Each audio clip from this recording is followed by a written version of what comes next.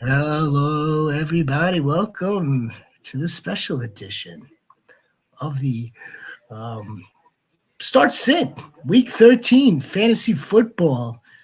I am your shepherd. That is Jonesy. We are very happy to be here with you guys for this again holiday special edition of Start Sit Week 13. Before we get into, of course, any of your questions, any of your lineup decisions that we need to address, and then, of course, we will for the upcoming games tomorrow. And there's a Black Friday game. I like the Black Friday game. I like that. I like the time. I like the time. Yeah, I Jones, don't. I don't like. you don't I like the mean, time? well, the time's fine. I don't like the Packers playing tomorrow night, just because you know me. I gotta go to bed so early. It's like You know, right when they're kicking off, it's like bedtime for me. So yeah, I guess you didn't luck out with the yeah, fact of them choosing the Packers to play Sunday night to play the special Thursday night football game tomorrow night. I think that's going to be a great game. Why don't we get into the slate before we take the questions? I did want to ask you though. I did want to ask you, considering that tomorrow is a holiday.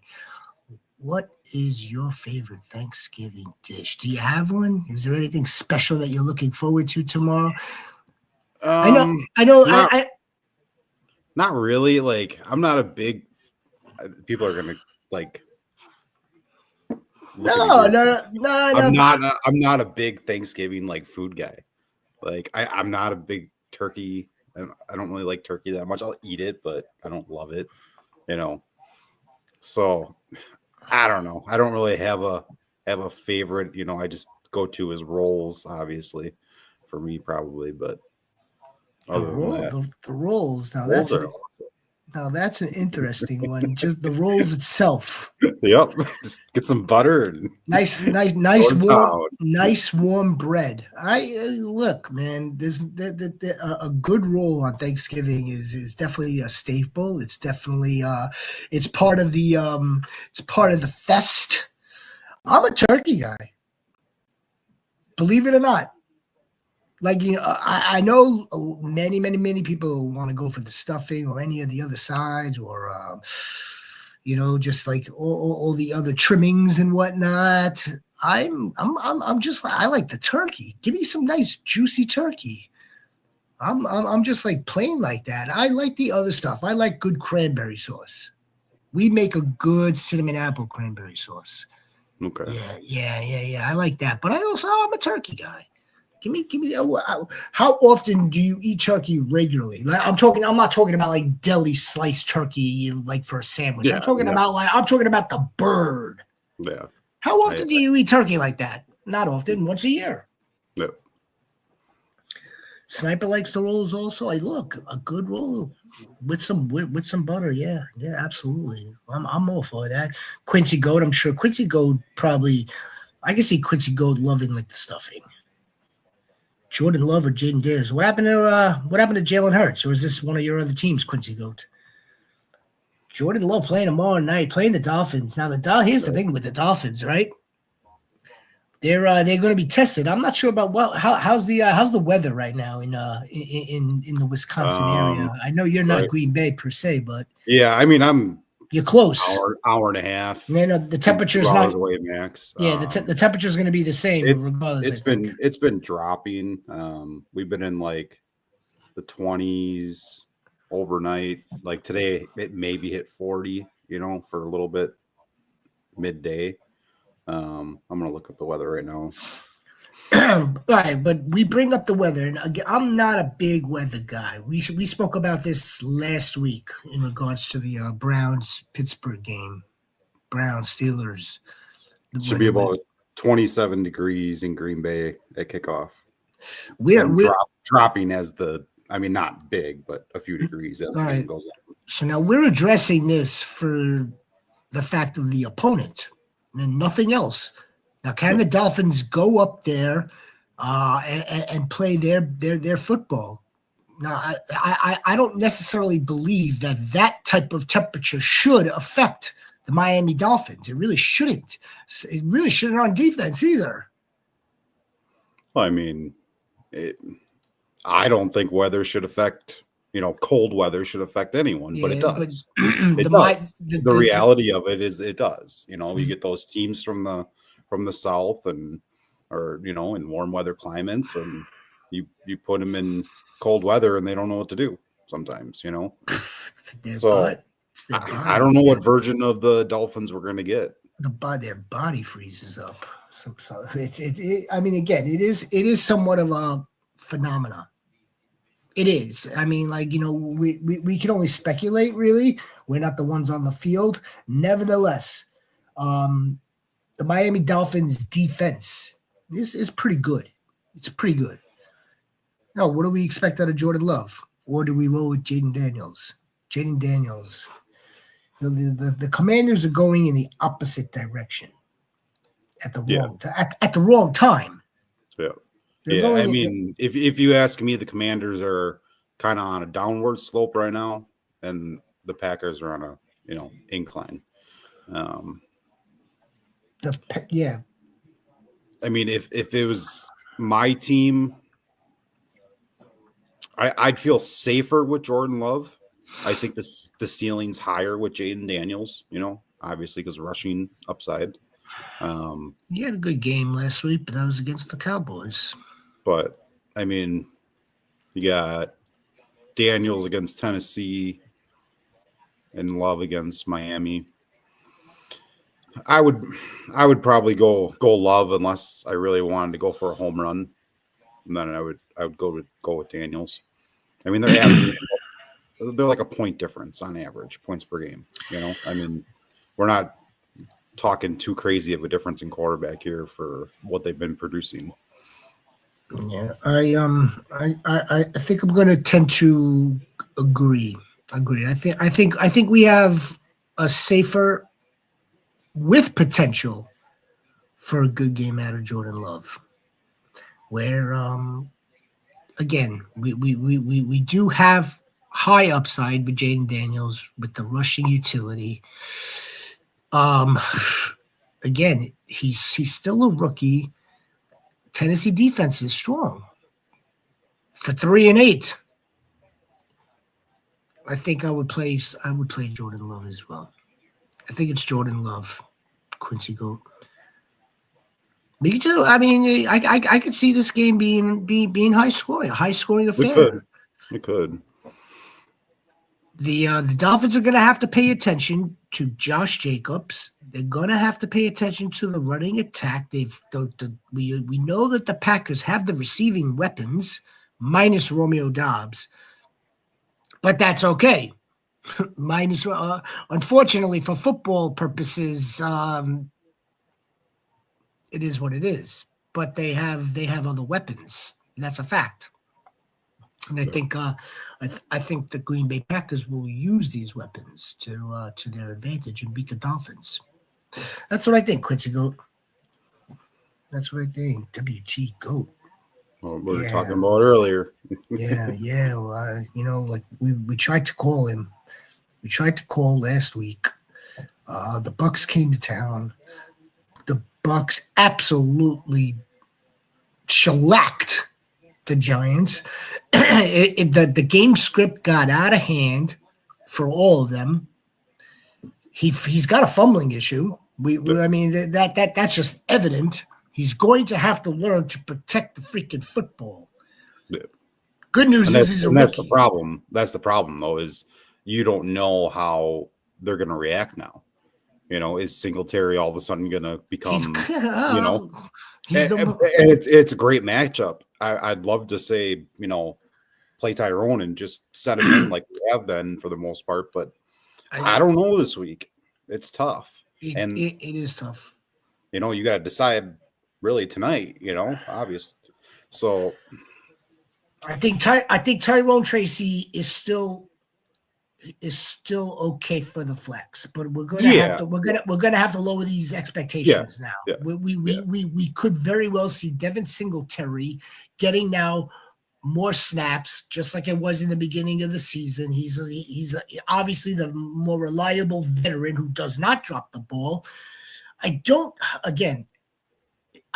not like flat out benching Tyrone Tracy. No, not at all. Not and, at all. And this is like, okay, he gets kind of a pass, no pun intended, because he is a rookie. So there is the learning curve. If this was Devin Singletary dropping the ball, fumbling the ball, you lose your job.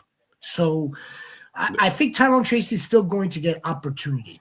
But again, not only do we temper the expectation due to the fact that he's got a fumbling problem, this team overall has a fumbling problem. The Giants are in a bad situation.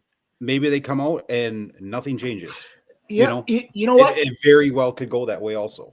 And here's the other thing too. And there is again there's sort of like an X, maybe Y. We'll call this a Y factor. It is Thanksgiving. They all playing on Thanksgiving. I'm not saying that they are going to upset this team at all. They're playing the Cowboys. Yep. It's a divisional game. They're playing the Cowboys on Thanksgiving Day. I would expect them to play a little bit tougher than they did last week, but by the third, fourth quarter, the Dallas Cowboys should be in control of this game. But for our purposes, fantasy-wise, WT, GOATs-wise, and anybody else with the Tyrone Tracy owners, and it goes for Malik Neighbors as well. These are still starts with lowered expectations as far as I'm concerned. I'm going to start Malik Neighbors. Me too. I always search around and see what the big websites are saying for starts and sits and stuff. I'm going at. And I saw a sit Malik Neighbors. I'm like, no, you're not sitting Malik Neighbors. I'm sorry. And unless it's like a dynasty team that you lucked into getting them and you're already stacked, you're most likely playing Malik Neighbors every single week. So the dynasty teams that got Malik Neighbors were selecting him at like the 104, 105. Yeah. Yeah, in my league, I think he went 102. Yeah, because it went Marvin Harris. And look, while we're on the subject, 102 or 103. Okay, and fine. While we're on the subject of dynasty, I mean, this is like he's a top 10 wide receiver, I would say, for dynasty purposes. Oh yeah, as long as they get the right passer on that team. Yeah. Nevertheless, we're going to start Tyrone Tracy. Well, depending on the options, but depending on the options. Look, if you've been starting Tyrone Tracy, if you were fortunate enough to add him weeks ago onto your roster and reaped the rewards of his performances in the middle of this season, the chances are that your team is pretty well set up, I would say, at this point. Pretty well set up. Jason Goat, how are you? Happy Thanksgiving to you. I'm going to start 3 out of 1, 2, 3, 4, 5. We're going to start 3 out of the 6. We're going to start 3 out of the 6. I know DJ Moore has been playing well. Is it going to be 3 weeks in a row? That's a tough ask. Yeah, Marvin Harrison. Oh, go ahead. No, I'm gonna go through some of these bullet point wide receivers, because I know we had a lot of DJ Moore yesterday. We had Marvin Harrison yesterday. We did not have any Michael Pittman. Michael Pittman's having a really bad season. I don't know how you could really start Michael Pittman. Amari Cooper, I'm going to presume that is, right? Not Cooper I Kupp. would assume so. Yeah. Let's assume that's Amari Cooper. Let's assume that he's playing, considering it's been weeks since. I don't know how reliable that is. I don't know. I'm not sure if you want to just insert Amari Cooper right away at this point until we see exactly how he's going to be on the field, how many snaps he's going to get. We know he's going to be involved. We know the Niners are coming in pissed, but I don't know if that matters, to be honest. The Niners are in trouble. Tyrone Tracy. So it's Devontae Adams, Jonesy, DJ Moore, Marv. I'm sitting Michael Pittman. That leaves us with Amari Cooper and Tracy. So it's 3 out of 4 here. 3 out of 4. Seattle coming into New York, right? The Seahawks. The Seahawks traveling to the miserable Jets. Seems like a trap game for the Seahawks. Yes, it does. I'm going to put the Homer hat on for a minute. This is not an environment that they are used to. It's not. Yeah. This could be a little bit of a trap game. Let's put Devontae Adams in. I don't think I wouldn't feel comfortable sitting Devontae Adams. No. I know Garrett Wilson's there. We're gonna play Marvin Harrison, or at least I am. That's wide receiver 1 or wide receiver 2. And then again, I don't feel comfortable with Amari Cooper. I'm not sold on DJ Moore doing it 3 weeks in a row. I'm not either, but when I look at this, so we got Pittman, who, like you said, he struggled, and with Anthony Richardson, who knows? I mean, you never know what you're going to get. And I mean, they're playing the Patriots, so they should do well in the passing game. So he's kind of an iffy one for me. Amari Cooper, I think I'm going to say no. And Tracy, just because of the question marks, I don't see how you could start him over these other options. So Adams is a start. And then it comes down to DJ Moore, Harrison, Pittman. I don't like DJ Moore's matchup with the Lions, but he's the most talented of the wide receivers there. So I'm going to start him just for that reason. So I think I'm going to go Adams, DJ Moore, and Marvin Harrison. It's a good trio. This is what we would call. I'm sure that you've heard, Jason. This is a good problem to have with a pretty good roster of wide receivers and one flex running back at this point. It's a good problem to have. It's a good trio. My final, I would probably go Adams, Marv, and I would probably go Tyrone Tracy in the flex. And then Jason also has Ramondre Stevenson and then Amari Cooper again. Start one in the flex. Ramondre Stevenson or Amari Cooper. If I'm not high on Amari Cooper for the last question, just because I want to see how he's going to be on the field. We know Ramondre Stevenson. We know we've got a floor of what? We have a floor of 10, 12 points with them. Not last week. You're right. Not last week. I mean, I was not high on him last week, but he really. I'm typically not high on Ramondre Stevenson. Oh, I'm not high on this selection. I'll be completely transparent, honest with you.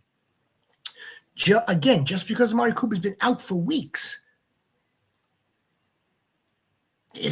Do we know that he's even? Do we know, Jonesy? Do we know that he's even like practicing in full right now? I mean, I haven't seen anything on Amari Cooper. I'm going to presume that Jason's asking about Amari Cooper because he was his report. He was a full practice today, so he's going to play.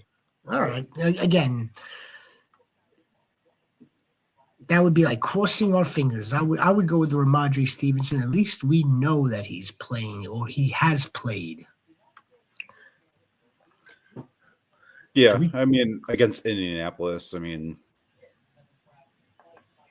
I think I'm okay with Stevenson. It's stuffing, dear. Jordan Love's going to be 24. The temperature 24, windy and possible snow. Well, that's not. I mean, okay. Now that doesn't bode well for the Dolphins' offense. Their defense, on the other hand. I mean, unless it's like really snowing and they're on their heels and they don't know which way to go, this is a good game for the Green Bay Packers. This is a Packers football game, is it not? This is a Packers game, but it could also be a Packers ground game again. Yeah. So for Quincy Goat, that's something to consider, especially with this weather. So Quincy, we are going to make sure the weather is like clear if we can. Like we want a clear weather report. It just says cloudy. It doesn't say anything about We want to. snow or We would. anything. We would want a clear weather report, as in no snow, because that could also lean towards, we want to run Josh Jacobs into the ground again. Hello, Ricardo Goat. How are you? Welcome. Happy Thanksgiving. By the way, everybody, Everybody, happy Thanksgiving. If you're new to our channel, if you enjoy lineup decisions, start, sit, waiver advice, reactions, all fantasy football, all football in general, football talk from just guys that love football and gals, please subscribe to our channel. Please like the channel, like the video. Really appreciate your support. Hey guys, can't make up my mind. I have Saquon, Kenny Skywalker, Chase Brown, Bucky. Yeah, man, you do have to start 3. I love it. Well, I mean, Saquon is Saquon.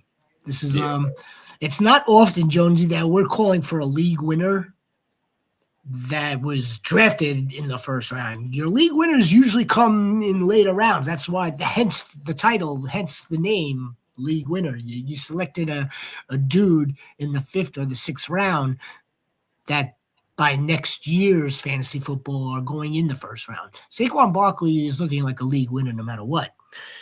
Barkley, Chase Brown is all volume, baby. They're throwing, they're passing it to him. They're handing it off to Chase Brown. There's nobody really spelling Chase Brown. Chase Brown is explosive. I don't want to sit Chase Brown. I've got some Chase Brown. I'm not sitting Chase Brown. The real one comes down to Barkley, Walker, Chase Brown. Not Bucky. No. That's I understand the matchup. He's playing the Panthers. Everyone loves that matchup. But in reality, as you just said, we all know Barkley's the man. We all know Walker's the man. We all know Chase Brown has total control of that backfield until they get something else going with someone else, which hasn't happened yet. Bucky is still competing in that backfield. We're still seeing Rashad White way too much. He's got another RB there. Yeah, it's like, it's wonderful for those that have Bucky Irving. It really is, and it's kind of not wonderful for those who do have Rashad White. Are we possibly seeing we are seeing the shifting of the roles of these running backs, where Bucky would be that 1A at this point, but they still have Rashad White. Yep. Zach Charbonnet does get on the field to a degree, but it's not the same type of usage as that situation in Tampa Bay. Go with the. Well, I mean, if I was about to say go with the matchup would tell you Carolina. Yeah. But I mean, Kenny Skywalker's got the Jets, right? I mean, it's a trap game for Seattle, but the good news is Kenny Skywalker again. Yeah, he has full control. I mean, you're never sitting Walker. I don't care you're never sitting Barkley. You're never sitting Walker. Yeah. The decision comes down to Chase Brown and Bucky.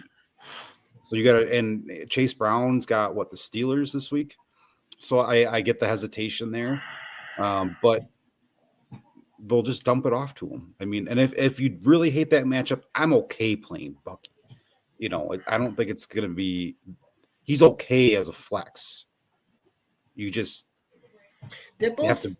have to be okay with, if it's a Rashad White game, it could happen,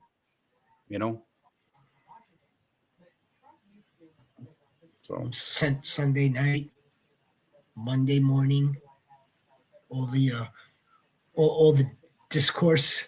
Oh, what happened to this guy? What happened to that? Oh, fuck, man! I started him. And one thing too that people have to think of this week, especially, is they need to look closely at their rosters this week, because if they have guys that, I mean, Wednesday practice reports are horrible. It's a veteran rest day. Everyone freaks out about Wednesdays. And tomorrow with Thanksgiving, I mean, I'm sure there's probably still teams that are going to be practicing. But if you have guys that are injured and questionable, you may have to start the lesser option earlier in the week here, Thursday, Friday, because you may not, unless you have that backup plan. The games are so spread out this week, you can't wait as long to get the information. So, and none of these guys I'm not worried about, from the question before, but, it's just something that you have to think about this week. True. Great. I mean, who wouldn't love to have Saquon? Like Sniper has Saquon. Kenny Skywalker, you hit a home run. You hit a home run with Chase Brown, whether you traded for him, you drafted him real late. Yeah, no, Chase Brown was being drafted. He didn't fall to free agency at the draft. You hit a home run. Just like Trone Force hits home runs. The Trone GOAT. So yesterday, Trone was looking to trade. I believe he was looking to trade Tyreek yesterday. You traded Tyreek and D-Hop to get Chase Brown? Wow. Well, we were recommending to Trone, if he wanted Chase Brown that badly, or the owner wanted Tyreek that badly, to make sure that we suggested to Trone to get another player in the deal with Chase Brown. But I guess look, sometimes we do. Yeah, sometimes we do overpay. Tyreek Hill should have been enough alone. No, I think me and Rhino were saying that Tyreek, that was a little bit too much. Yeah, oh yeah. That's what I'm saying, is Tyreek just by itself is enough to get Chase Brown. Like, all right, look, Sean, my friend. But it's done. It's traded. So we're gonna roll. We're gonna roll with the hammer, Chase Brown. Okay. Now Tyreek is off to freeze his ass off in Green Bay tomorrow night. He may not do well at all. I think, if memory serves me correctly, last year when they played in that sub-zero game in Kansas City, I think maybe Tyreek was the lone recipient of a very low yardage touchdown reception, like that came like very late. Or I might be crossing up my games. But the Dolphins were frozen in Kansas City. Granted, it was a little bit later in the year. It was that playoff game. You remember that game? Yep. Nevertheless, it was like, okay, it was like the cheap touchdown that he got a couple of weeks ago when he just like fell back and caught.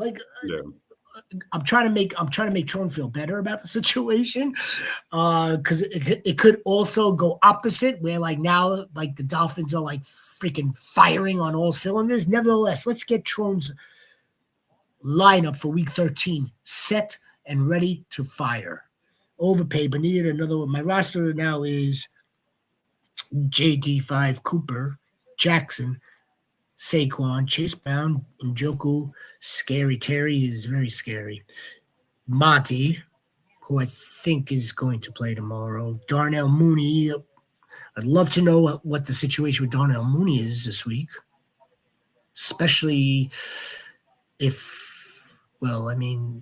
both for the Mooney owners and Drake London owners.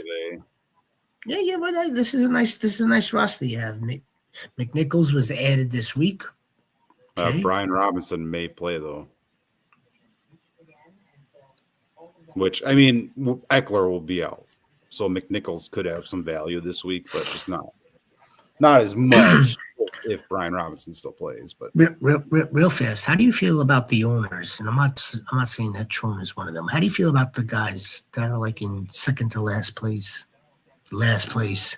still adding free agents, still adding these running backs that are like popping up now? Do it. I mean, to me, fantasy doesn't end just because you're it's the playoffs. They're playing the final week of the year. They're playing like the spoiler role / I'm going to block the other fantasy owners that are competing right now from getting these little pieces. I mean, you're playing. I mean, and especially too if you're in a league with your friends. I mean, sure, if you're ninth or 10th place out of 10 teams, we'll say it's not fun, but at least if you end up ninth instead of 10th, you can say to that 10th, place person, hey, I beat you this year, like have a little bit of pride, even if you're losing, Just wondering about the tape because we're seeing it pop up and we're seeing it happen in several of our leagues that we're playing in. I see, again, I'm okay with it. I'm all right with it. Yep. My roster, okay, in certain leagues doesn't need nickels. Doesn't need Amir Abdullah last week. Thankfully, start Purdy. He had one pass in practice today. I'm going to go with Anthony Richardson over Caleb Williams. I'm going to go back to AR. Is this a 1 QB or is this the super flex? I don't like Caleb against Detroit, honestly. National audience. The Lions to boot.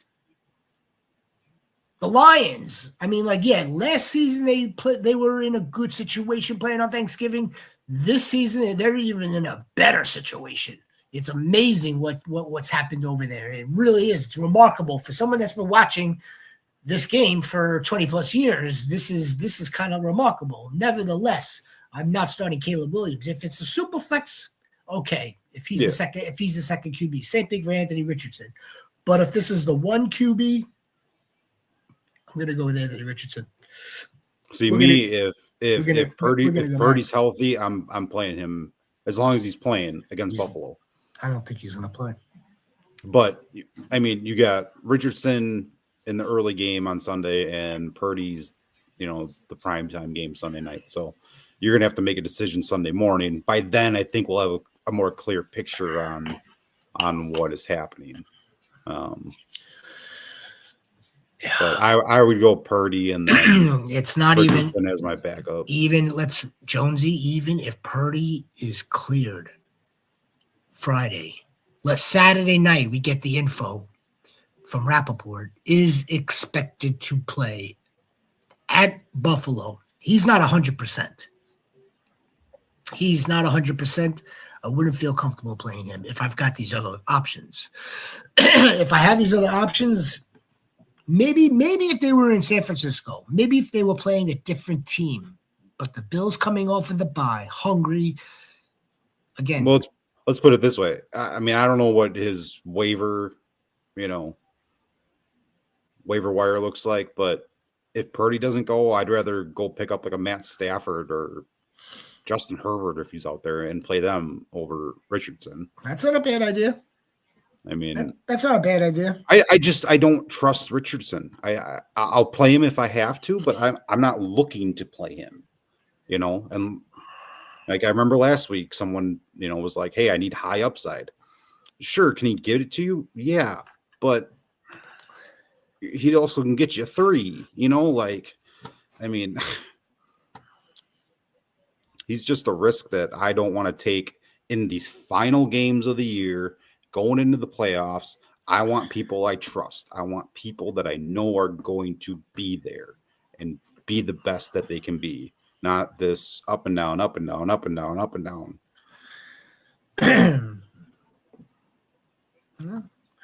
Trevor Lawrence or Anthony Richardson?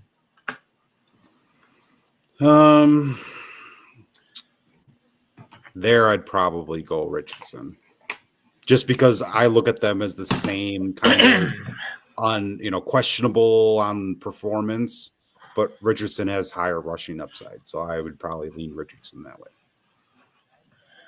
All right. Yeah. I like the idea of trying to maybe scoop up another quarterback.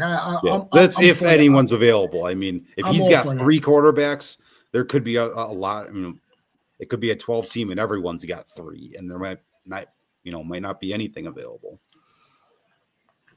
The sniper, good old Lambo. The sniper would know about that. Sure, her butt has been frozen to the seats there, if not just standing the entire game. There's Quincy's Goats team. Jalen Hurts. Oh my gosh, this guy he is a fantasy nightmare this season. or at least he has become one. A couple of weeks ago, we recommended Jalen Hurts. He didn't throw a touchdown, got a tush push, I believe. Fantasy points were 18. Last week, it went down to 16. He didn't throw a pass. Oh, no. He threw a passing touchdown to A.J. Brown, did not have a tush push or rushing touchdown. It went down to 16.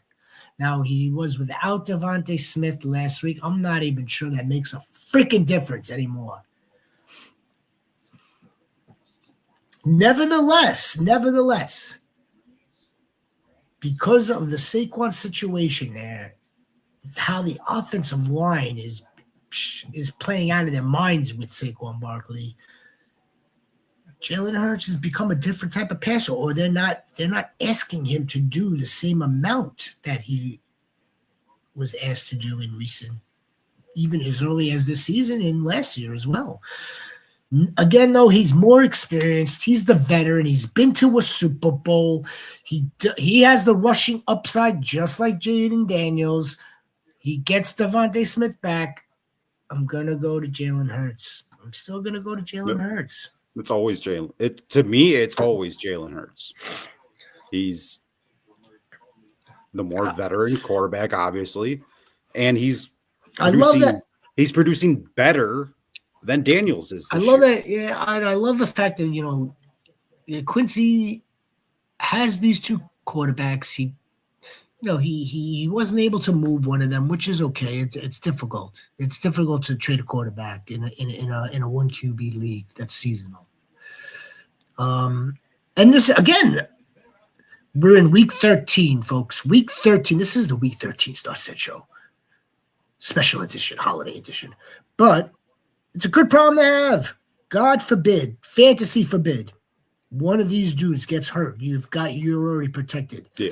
Remember last year?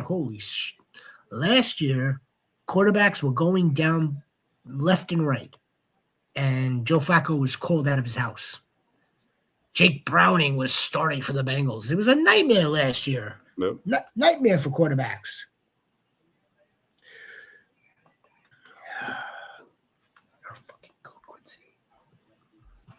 Hold on.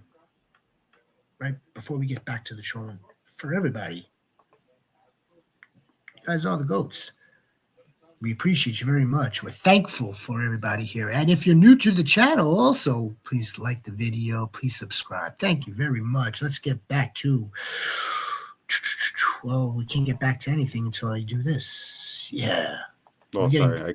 I didn't know if you couldn't find it, so I clicked on it. No. Go ahead. I'm just, my hand shouldn't be on the mouse anymore. It's okay. It really shouldn't. 2 wide receivers, 1 running back, and a flex. You were getting ready to say something, it looked like. Cup, McLaurin, JSN, Mooney, Waddle, Monty, Chase Brown. All right, what are we doing for 2? Cup is an automatic start. McLaurin is an automatic start. I'm not a McLaurin guy. Never was. I like that he's having a good season. So I do like that. I'm happy for that. I don't know if we're really still seeing it consistent. Are we? Like it's definitely a better. I guess Scary Terry is a decent wide receiver too. Yeah. I guess he is a decent wide receiver too, but he has to start to. I'm going to start Cup and JSN here. I'm going to start Cup and JSN. Oh, we still have a flex. So technically, we could do Cup, McLaurin, and JSN. And then you're just Mooney. We're gonna go. Okay, all right. So let's get the running back out of the way. It's Monty. If Monty plays, it's Monty. I'm gonna go Chase Brown. Because I'm never sitting Montgomery. I don't know of any other running back behind Chase Brown. I know there's Jahmyr Gibbs there. Okay. That stops David Montgomery from scoring 16 points a week. No, it doesn't. But there's an injury concern. I do have an injury concern with Monty. That And that's why, they may limit him. They may limit him in the game. He's going to be active probably, but they may limit him. okay, They do have a very very good running a, back with Monty. a limited, to me, a limited Montgomery is almost the same as Chase Brown playing the Steelers because he's limited in what he's going to be able to do for rushing. It's going to be more receiving work for him. That's great. So he's kind of limited in a sense. That's great. That's fantastic. Well, no, yeah, and I love that. Get him 8 catches. That's fantastic. And let Joe Shiesty get to the 5-yard line with a catch and down at like the 2 with T. Higgins, and let Chase Brown cross the goal line. I mean, Jonesy, we can't always agree. I mean, we got, you have fantastic, brilliant fantasy perspectives going on here. And I am a Monty guy. Believe me, I am. I'm going to go Chase Brown here. I'm going to go with Cooper Kupp here. That's 1 wide receiver, 2 wide receiver. I would take Scary Terry and JSN. That's it right there. I'm gonna bench Waddle. I'm gonna bench Monty. I'm gonna bench Mooney. I mean, I'm gonna bench Mooney. It's possible Monty doesn't even play, and then the decision's easy, And then you're obviously going Chase Brown, and then I'm going Kupp, McLaurin, JSN.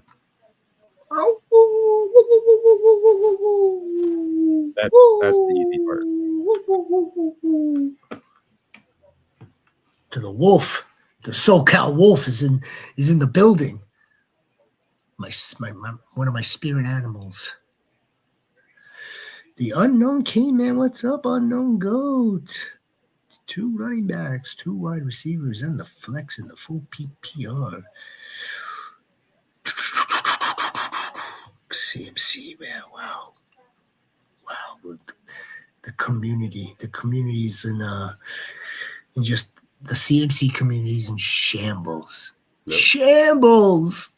They waited so long. Before the show. I went on Facebook, and in one of those random groups that I'm in, CMC group. It was CMC versus Gus Edwards, and I clicked on that comment, and you know how many people were saying Gus Edwards? I'm sorry. Are any of them here? That's maybe like that's taking it too far. Like that'd be fantastic. That'd be fantastic. Dobbins is hurt, and Gus, is gonna be getting the ball. But I'm sorry, like people need to relax about CMC. Sure, he's maybe not going to put up the 30 points you're expecting every week from him, but he's still going to get you a solid 15, most likely.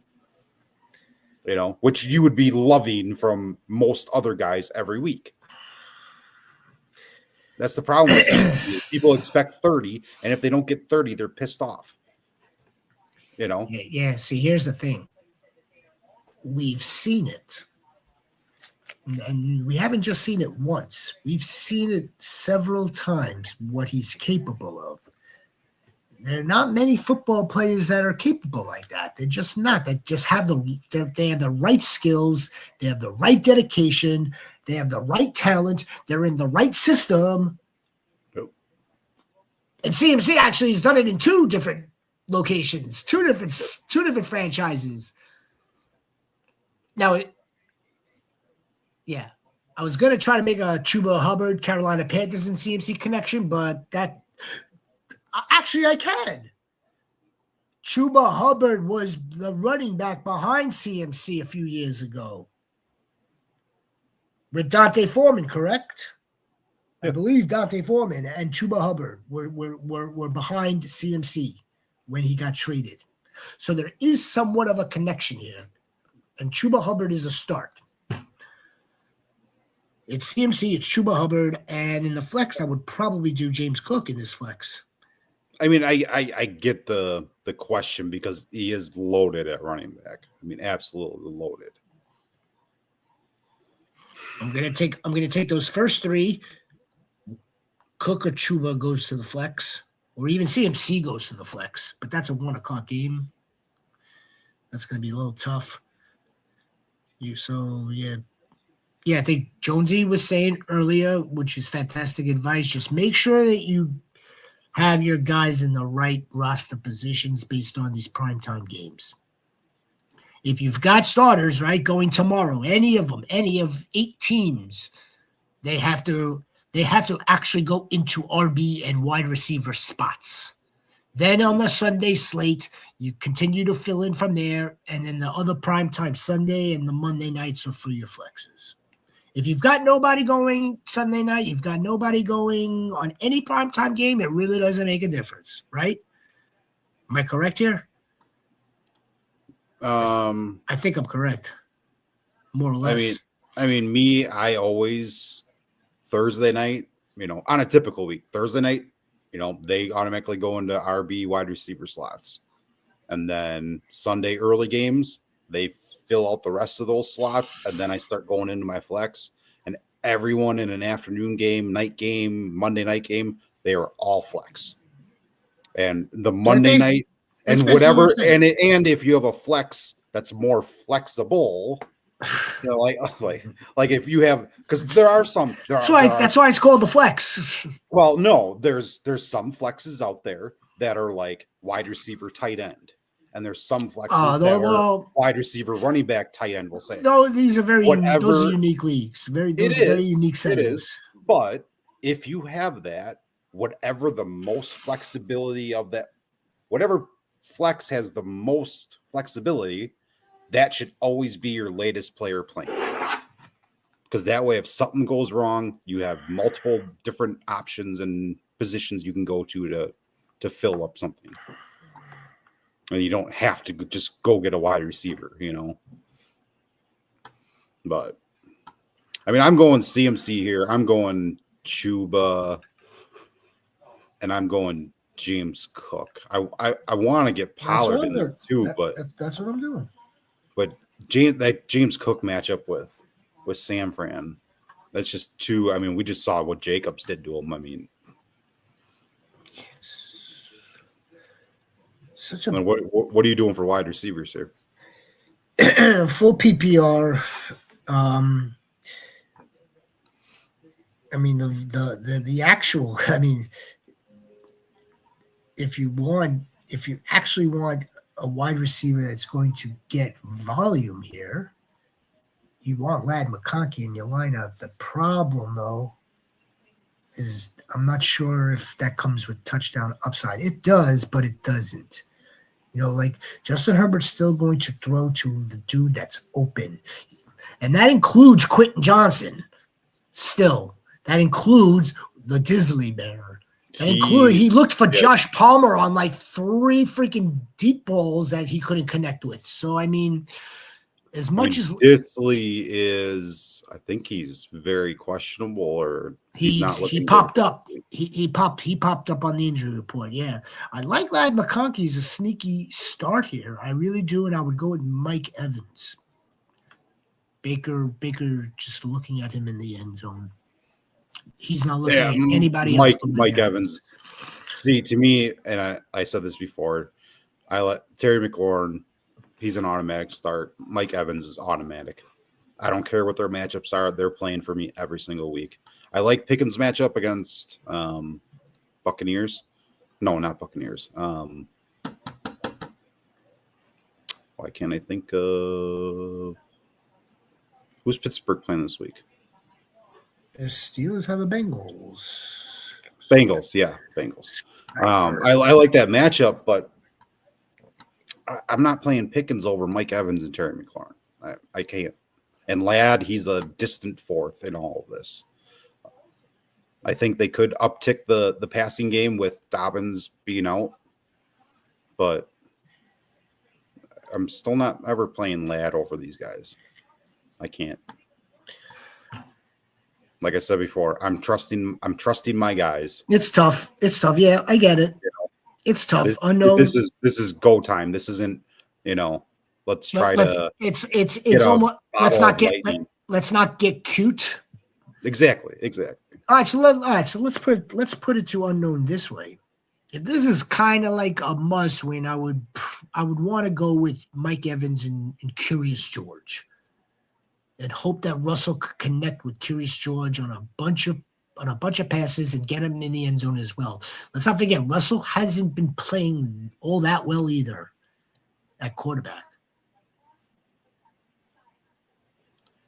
If this is not a must win, if you're in a good spot, you could afford the L. And now we're just trying to get like more points and maybe creep up from like 4-3 or 3-2.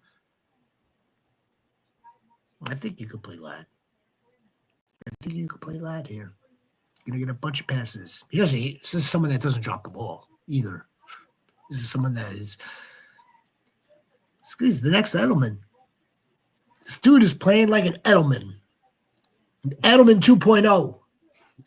Let's keep. Let's get to another goat. Is it Lex Plant? No. Carchizel. What's up, boys? Texans or Broncos defense? Also, Kyler or Jordan Love. So we got Texans and Broncos. Broncos are a good play.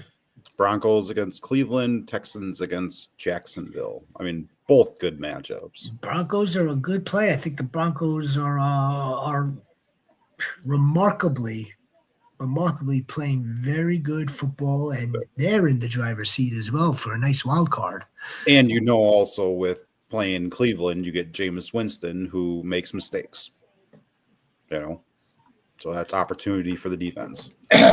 And this is going to be one of the few times, because I'm not a huge big believer in the man-to-man, one-on-one, lockdown, shutdown cornerbacks. However, this happens to be one of the situations that I will kind of endorse the fact that you do have Patrick Surtain that will most likely lock down Jerry Jeudy. Most likely it's Jerry Jeudy. Cedric Tillman is trending not to play, correct? I believe so, yes. Yeah, so that leaves only Jerry Jeudy, Elijah Moore, David Njoku. If you put that DB on any one of them now, that's limiting. Yeah, it's limiting Jameis's options. I'm going Broncos, Carchizel, my nizzle, my goat dizzle, Sniper sends. She wants advice, and I love it. And I'd love to show it, but the images are shitty. Can't see anything. Right? All right, Kyler or Jordan Love? Jordan Love. Agreed. Safer. Tommy. Full PPR. Do I leave Pacheco in my flex, or do I go with JMO with St. Brown in the lineup? I'm not playing Pacheco. Unless I have absolutely zero other options, and I'm talking zero options, I am not playing Pacheco this week. There is no guarantee of what kind of workload he's going to get. And if you ask me, it'll probably be like 5 to 10 carries max. Tommy also has Kareem Hunt, I believe. Yeah, if I have both of them, I'm starting Hunt over Pacheco this week. We know he's going to get involved. We know he's going to be on the field and active. And yes, we do not know what the usage is going to be. We don't. I can see him scoring. I can. Yeah, that's possible. I don't see him getting his typical healthy pre-injury workload of north of 15 total touches, closer to the 20 mark. Yeah. I don't see that either. Especially in a game against the Raiders. I don't see it. In theory, Kansas City should be up, decent. But but look at the second part of this. JMO with Amon-Ra St. Brown. I don't like that either, though. I don't like that, but I know at least JMO is going to be on the field.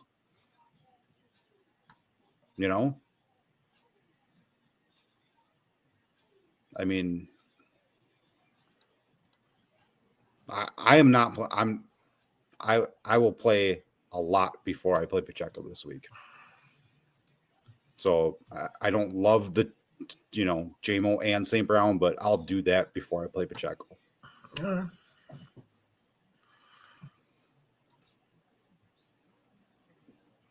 Lad. Stevenson, Lad. Tyreek.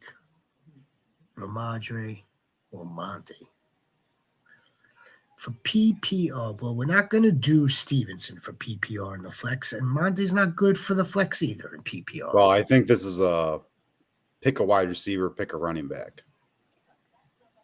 Okay, so from my understanding, because it's McConkey or Tyreek, and so Stevenson it would have to Monty. In this situation, because of the touchdown equity that Tyreek Cheetah Hill still controls with the Dolphins. It's going to be Tyreek Hill. And if I had to go with one of these two running backs, I would take a 70%, 65-70% active Monty over Ramadre Stevenson. That's it right there. That's it. Lex play is. I see Lex playing here. Go Pack, go! Tommy Goad. Oh, well, of course, Sniper. Or the Sniper frees her buns off in Green Bay. I'd love to go to Green Bay. That's cool. I'd love to go there, but it'll be in September. Give me a home game in September. I don't want any freezing weather. Yeah. Yay. Hassan Goat. Hi there. Thank you very much, Hassan. Very much appreciate the greetings. Same to you. Thank you. Thank you very much. He's not on IR. No. I don't believe he's still on. I don't believe he still has that designation. He shouldn't, I don't think. I mean, I don't have Pacheco anywhere this year, except for like best ball. But I don't believe he's on IR. If there was the possibility of him playing last week, I'm gonna look right now. I don't think he's on IR. Well, Yahoo has him IR designated to return. Because I mean, technically, they opened his practice window, but so that just means he can practice. Semantics. Yeah. Semantics is what it is. But everything points to him. He's playing this week. So, all right. I mean, right there, Jason. We were just speaking about it. Yeah. I mean, if we could afford not to start Isaiah Pacheco, I'd much rather not and see how Andy Reid kind of gets him back into the fold. You know, again, my contention. I think all of our contention for the last couple of weeks now, several weeks, that knowing that Isaiah Pacheco was coming back was the fact that Kareem Hunt's not really going anywhere. He's not disappearing. Yeah. I mean, he's going to be Kareem Hunt's also going to be involved. He's shown us that he can be involved. Yep. Mark Cooper or Pittman? You're going to go with the dude that's been playing. I'm going to go with the dude that's been playing. That's Pittman. I honestly don't like either one of them this week.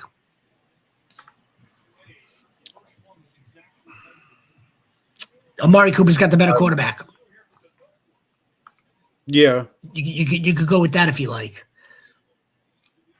Yeah, I mean, that would probably be what gives the edge to him. I mean, like I said earlier, I mean, Pittman's got New England, so it's a good matchup for him, but I'm probably going Cooper. He's got the better quarterback. He's actually the better wide receiver. If you really want to do side by side for their career so far, I know Amari's been playing a little bit longer than Pittman. Amari Cooper's the better wide receiver. The problem is he hasn't been playing in weeks, and we don't know how serious It was, still is. We don't really know. Like, we haven't really seen a full Amari Cooper in this offense, really. No. One game. We have like No, we haven't. one game little baby sampling. If Pacheco plays, I'm starting him. Well, you probably have to. No, you don't have to. I know you, again, she's got Saquon. Let me see if I can see this. These images are so bad. No, it's not him. There's Gus Edwards here. Is this the right team? I don't see Pacheco here. Where is he? Where is he, Sniper? I see Aaron Jones. Aaron Jones, that's your boy. I know you love Aaron. No, it's got to be a different team. I don't see Pacheco there. There's a SoCal. There's the Wolf. Appreciate you, Wolf. Disley is questionable. Mike. Then we're going to get to Lex. Monty. Bucky. James Henry. Pick 3. Well, I mean, Henry, Cook are automatic. And then comes down to Montgomery versus Bucky Irving. I love it. I don't know about you. I fucking love it. Like, look at the type of questions and the choices that we have this week, this season. It's damn near the same situation on a per team basis almost. The what used to be the RB by C, running back RBBC by committee. But it's not really a committee anymore. It's different. It's changed. It's a timeshare. Yeah. All right, Derek, the king is going in. I think you got to let James Cook always. Too much upside. I'm a James Cook guy. See, we've seen it. We've seen it from James. We saw it. We have a good sampling last season. We have a game or two sampling this season. Multi-touchdown, multi-talented, multi-dual purpose type of running back. We've seen it. So it's those two. Now it's going to go to Bucky or Montgomery. I know Jonesy would go Monty because Bucky might have the down game, and he's still sharing. I'm going to go Bucky here. I'm going Bucky in this situation. Again, I love Monty. I'm a Monty guy. He's limited. He may be limited. I'm sorry. Maybe. And there's Jimmy Gibbs. So I just looked up injury update on Montgomery. Per the team's final injury report, Montgomery was upgraded to full participant on Wednesday, but questionable. So again, I think a little bit of that reporting, paperwork, if you will, is kind of like semantics. Yeah, he's a full participant, yet he's still coming in with a questionable tag.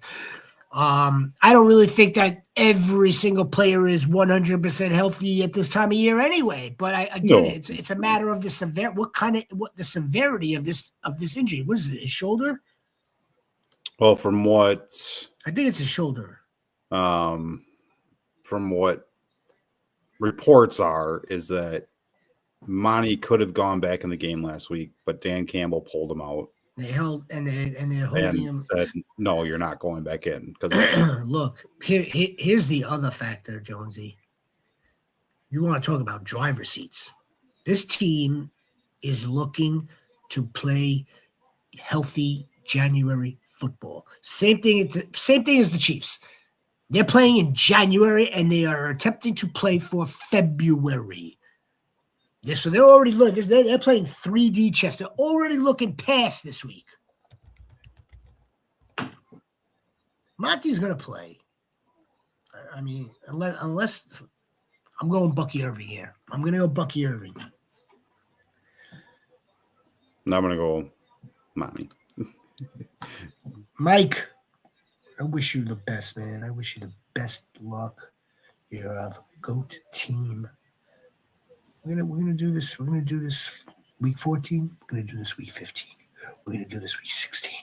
We're going to ride right to the ship at week 17, right? Lex planned. Drop Jonathan Brooks. Holy shit. Let me show you something. Yes, 100%. Let me show you something. Drop Jonathan Brooks. What a, just so disappointing. So disappointing. It really is. Present. Share. Sleeper.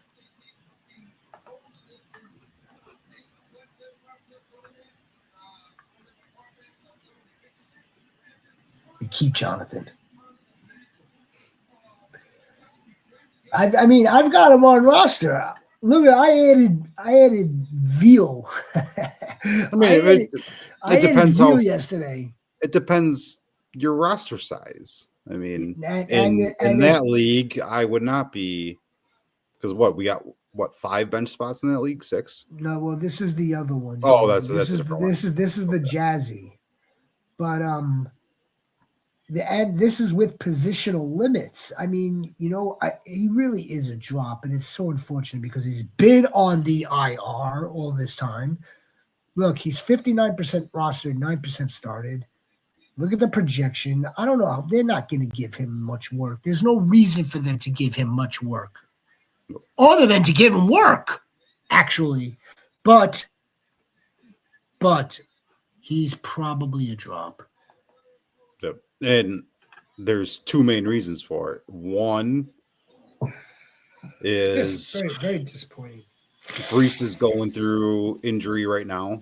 So Braylon Allen could get a start this week. And 2, because you have Brees, you should 100% have Braylon Allen.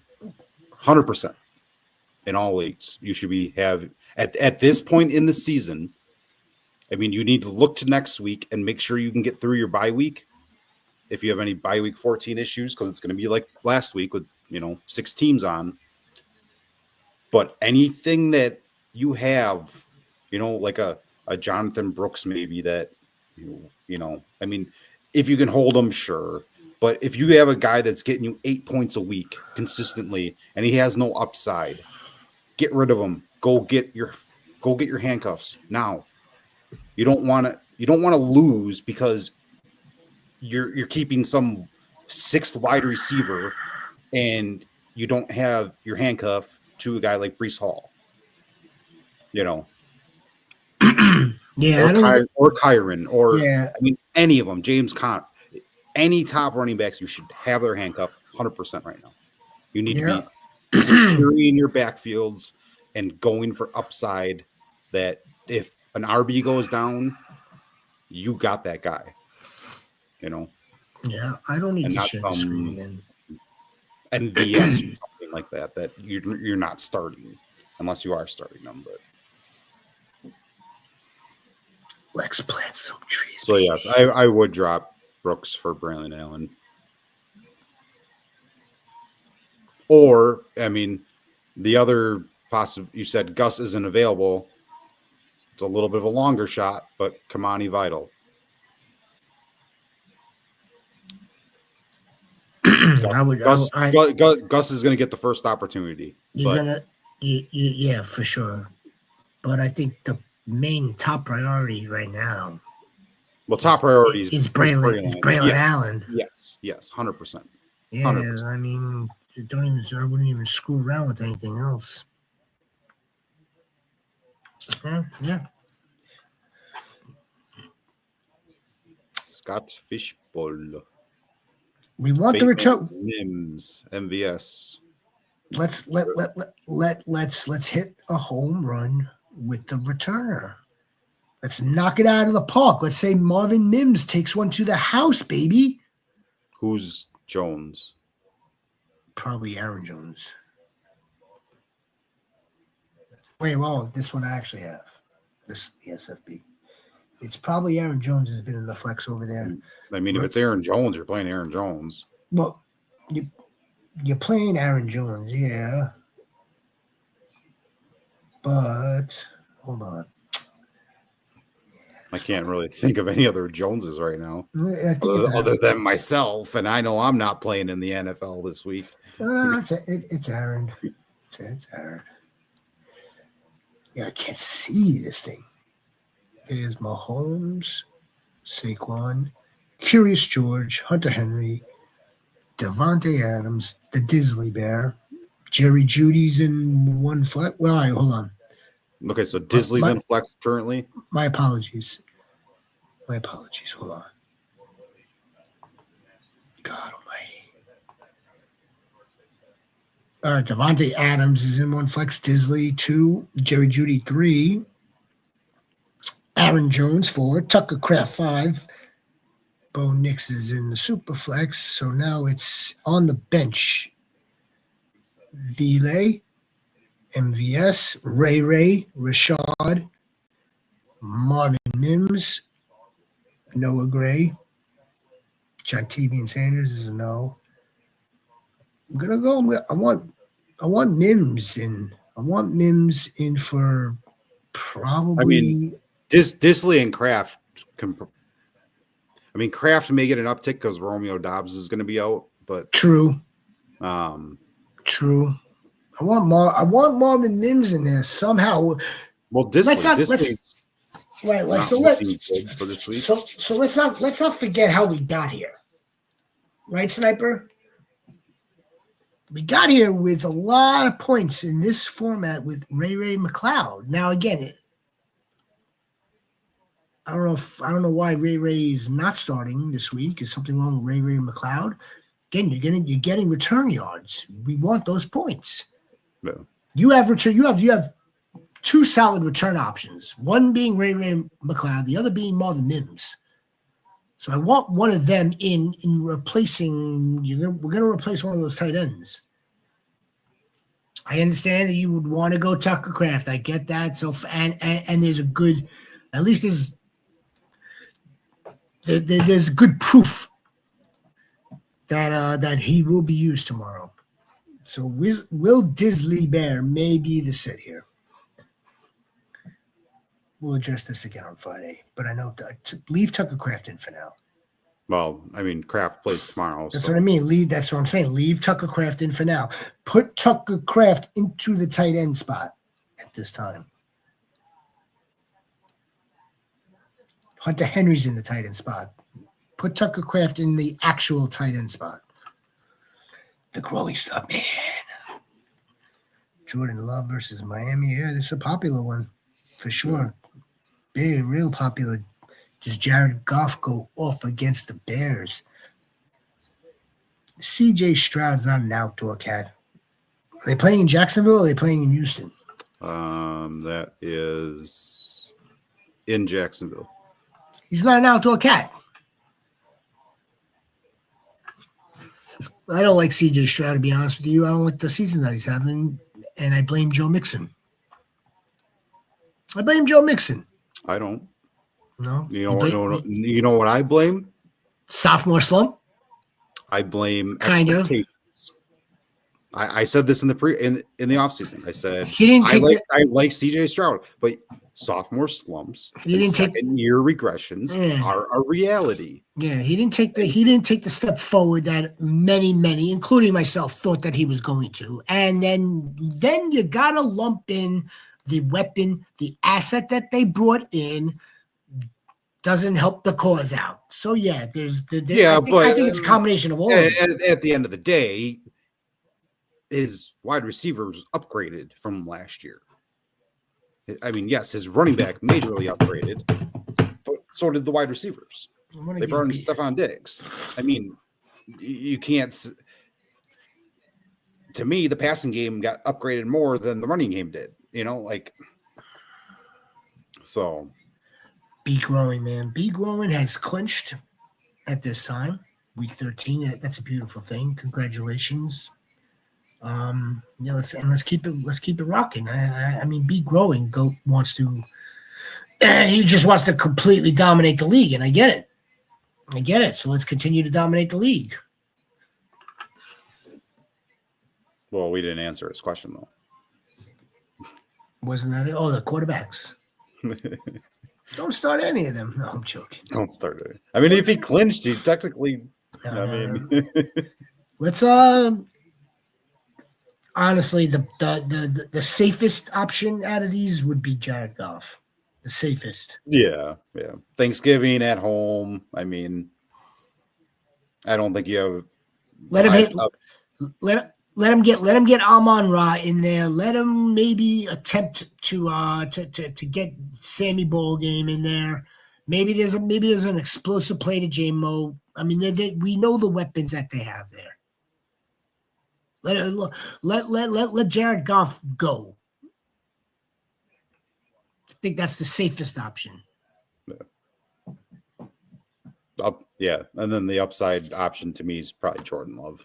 I'm staying away from Stroud, I think. Mike could also have Kyler, Pat, who plays. How do we not go with Pat? I'm going to go with Patrick Mahomes. Yeah. I'm gonna go with Patrick Mahomes. Yeah. I mean, Tua's got questions coming up to Green Bay. Murray. I mean, I'm okay with Murray. I think people overreact to him when he has a bad game, but I think Mahomes is the choice here. Conkey or Hill? Is that Tyreek Hill, Taysom Hill? Could you imagine? It could be Taysom Hill. Jesus. It very well could be. The Saints want to continue to use Taysom Hill in that manner.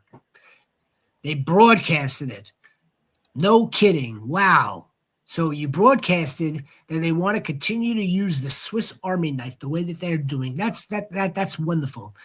My contention, my take on the matter is the defenses are going to key in on that. Key in. Now the question becomes who's going to stop who?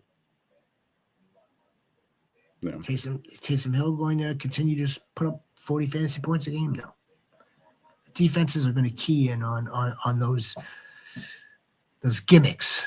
Gimmicky play. But nevertheless, he could be talking about Tyreek. It's cheated here.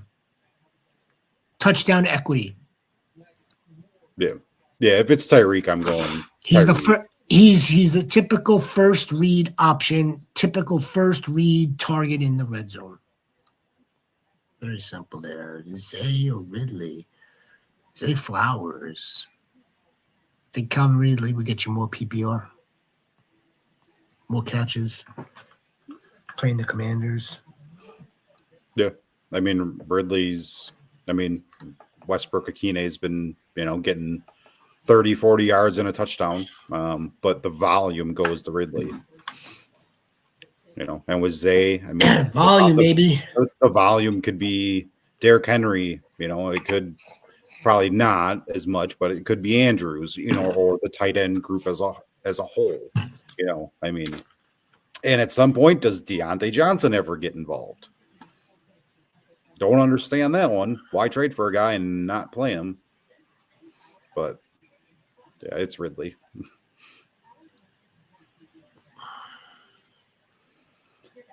Jaden Reed, Jawan Jennings, I'm assuming, Michael Pittman. It's a tough one. I would go with Jawan Jennings only if Brock Purdy plays. And I'm not even comfortable with that. So let's move on to either Devontae Smith, who's coming off of injury, or Jaden Reed. To me, it's Jaden Reed. With Romeo Dobbs out. It's going to be Jaden Reed for me. It's Jaden Reed. It's Jaden. Let's continue to. Whoa. Sniper. Yeah, no, that's the little nuts, right? Yeah. Marvin Harrison or Ladd. Maxime Goat. It's going to be Marvin Harrison Jr. It's going to be Marvin Harrison Jr. Jonesy, yup. There must be some Packer talk. Got to be Packer talk. Alinda Goat. Look at McBride, man. Or Bowers. Jack Bowers. You a 24 guy? I've I've watched Used to? maybe 30 minutes of it total. I couldn't get into the whole 30 minutes. 30 is an hour of like 30 minutes. You missed the other 30 minutes. You missed the second half of the hour. Yeah. Nevertheless, flip a coin. Flip a coin on those tight ends. Now let's move on to need to QB. Jameis, Tua, Stafford, Richardson. I'm going to go with the two in the middle, despite the cold. I'm going Stafford. Yeah, the two in the middle. Tua, Stafford. Out of the four quarterbacks: Winston, Tua, Stafford, or Richardson. I'm going to go Tua, Stafford here. Oh, need two. Oh, my bad. It's not your bad. Need two flex. Cortland, Rico Dowdle's a nice play this week, by the way. Yeah. He's a nice play this week. I mean, Sutton's a start for me. And I'm going to start Rico. Need two.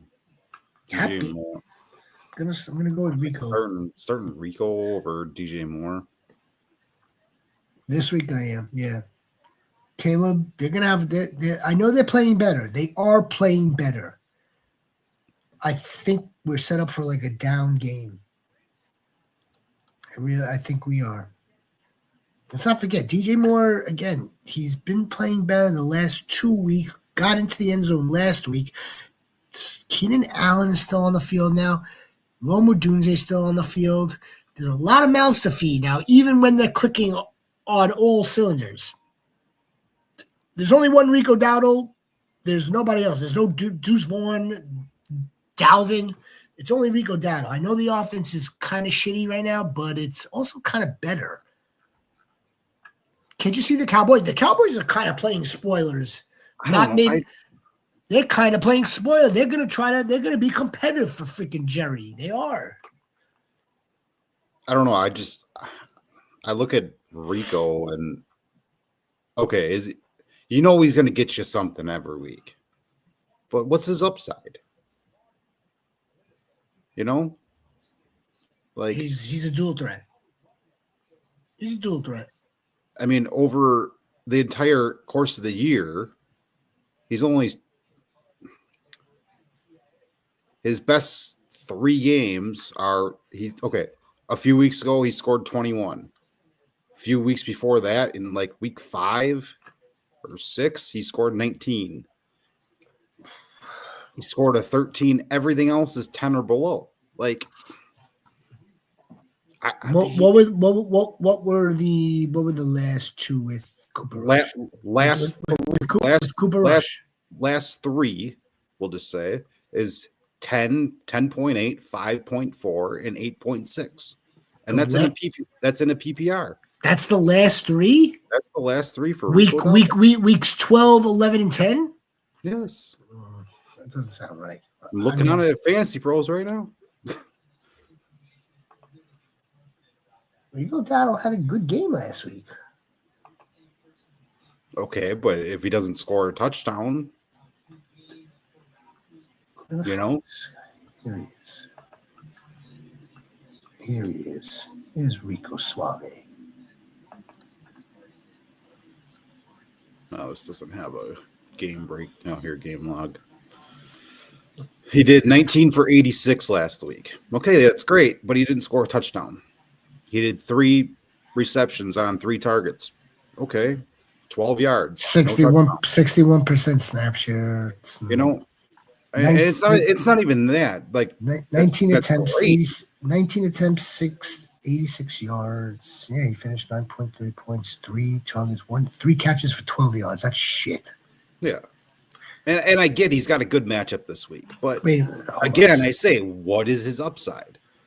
His upside is what? Last week and a touchdown on top? Max? Full PPR. Full PPR, it's a little bit better. There's no one there at that position where there's, in my mind, on a weekly basis. Well, again, although DJ Moore has been playing better, there are other mouths to feed in the receiving group. There's no one else in the running back room. That's I think that's part of the decision for me. Volume. I know, but I guess No one else is no one else is running the rock. My point of the story here The story. is that Jonesy's telling stories, folks. I love DJ it. Moore on an average day is probably going to do really close to what Rico does on a good day. That's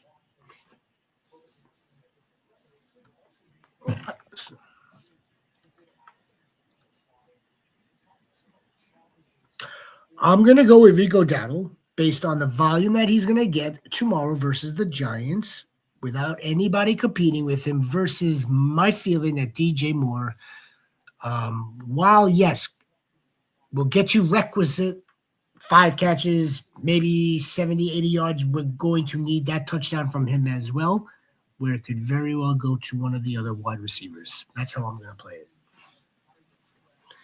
Linda, please let us know how this works out. Oh, Alinda, please come back Friday night, 8:00. We will be live right here, and we'll know. We're gonna know based on tomorrow's games. What a wonderful day tomorrow! What a wonderful day, Derek Goat. Happy Thanksgiving to you, man. Appreciate you. Happy Thanksgiving, Jennings. If Purdy plays, I would feel a lot more comfortable with Juwan Jennings. I do not feel comfortable with Juwan Jennings with what's his Fake Allen. Let's call him Fake Allen. They need to just put Josh Dobbs in and just wouldn't that be something? Wouldn't that be something? They would actually have a chance at having an offense and Jesus Christ. Excuse me. But maybe they don't want to win games, and that's why they went this way.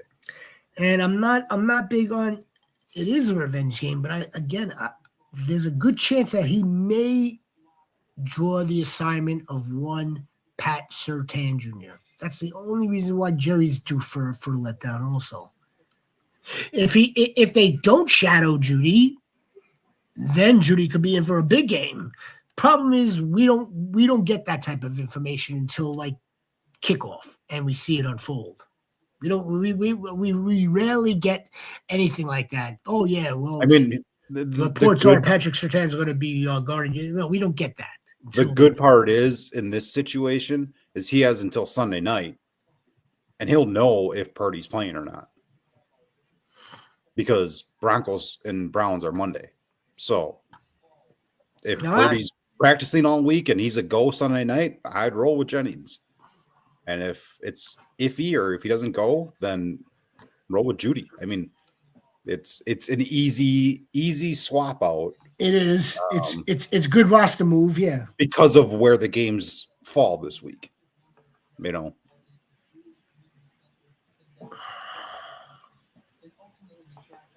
Derek Buck, man.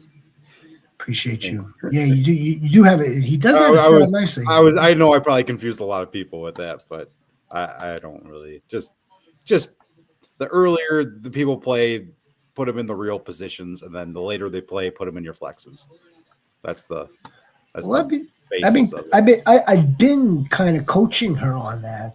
I mean, like I don't know if I have a league. I think I'm pretty positive that like I kind of like reinforced that position with this particular roster last week on that to swap out certain plays based on the fact of where they were playing. Okay. Nevertheless. Here, I'm gonna show this on my phone, so I don't know how well it's gonna be. So let me go to my team. So if you look at my 3 flexes, the top 2 are wide receiver, running back, and tight end, and the bottom one is just a wide receiver and a tight end. I don't know if you can see that. Probably not. It's too much glare. Yeah, you can't see that.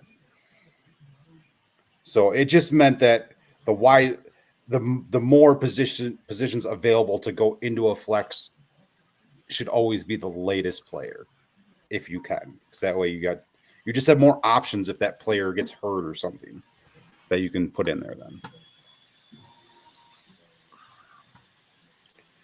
Silver Rapture. By the way, if you guys are new to the channel, please like the video and subscribe. Thank you very much. Happy Thanksgiving to everybody. Yes. Cheetah, Zay, Malik, Marvin, and you pulled off Marvin and Malik neighbors. Wow. Not the way we kind of like projected this to unfold now, is it? Again, we gotta go with Cheetah. I mean, we have to go with Cheetah here. We have the most, we have the most evidence, especially out of these four. So you got to bench one. You got to bench. We're going to bench Zay Flowers. Tough. Yep. Tough, but that's it is tough, but that's who I would agree. This is the last week we're starting Malik Neighbors, too, by the way. Actually, no, I take that back. Because there'll probably be a quarterback change. Well, there's already a quarterback change happening. Mr. Tommy DeVito has a suspicious forearm injury or something like that. So it's already looking like Drew Lock will be. So we have to see him with Drew Lock if that's the case. We want something positive to materialize out of the quarterback situation with Malik Neighbors. That goes for Tyrone Tracy too. We want to see something positive. If we see another clunker like we did against Tampa Bay, with these quarterbacks now, we're going to have to start benching. Well, I'm not. He's okay. Last week he scored 12.4. Then he had a bye. Then it was 10.8, 14.9, 14.1, and then he had an 8.1. He's only had one game under 10 points. He's averaging 16.9 per game this year. I'm not benching Neighbors. I don't care who the quarterback is. Neighbors is starting to get fed up, and that's good. Players need to call out. he's got Garrett Wilson did it his rookie year. Yeah. Call people out. I'm sorry. To me, do it in the locker room, but no, I get it. If it gets changes to be made, then. Ooh. I wouldn't go that far.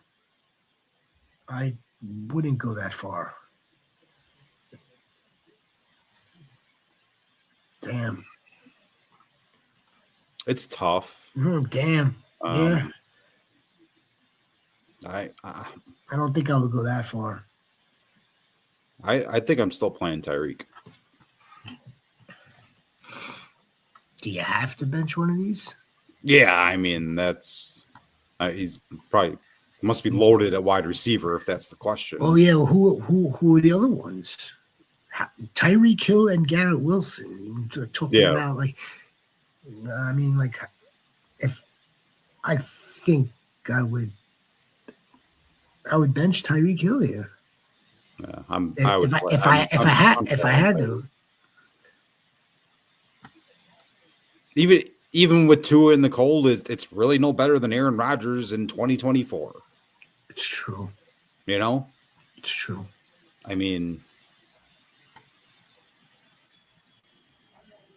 So I can't sit Tyreek. Not unless it's like Justin Jefferson or something. I'm not sitting Tyreek. Fair.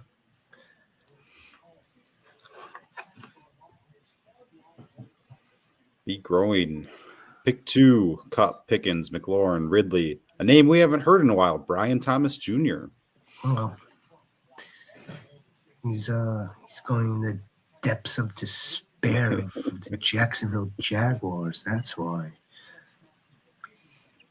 It's going to be Cooper Kupp for me, and it's going to be for PPR. I'm going to want Calvin here. I want Calvin. Full volume.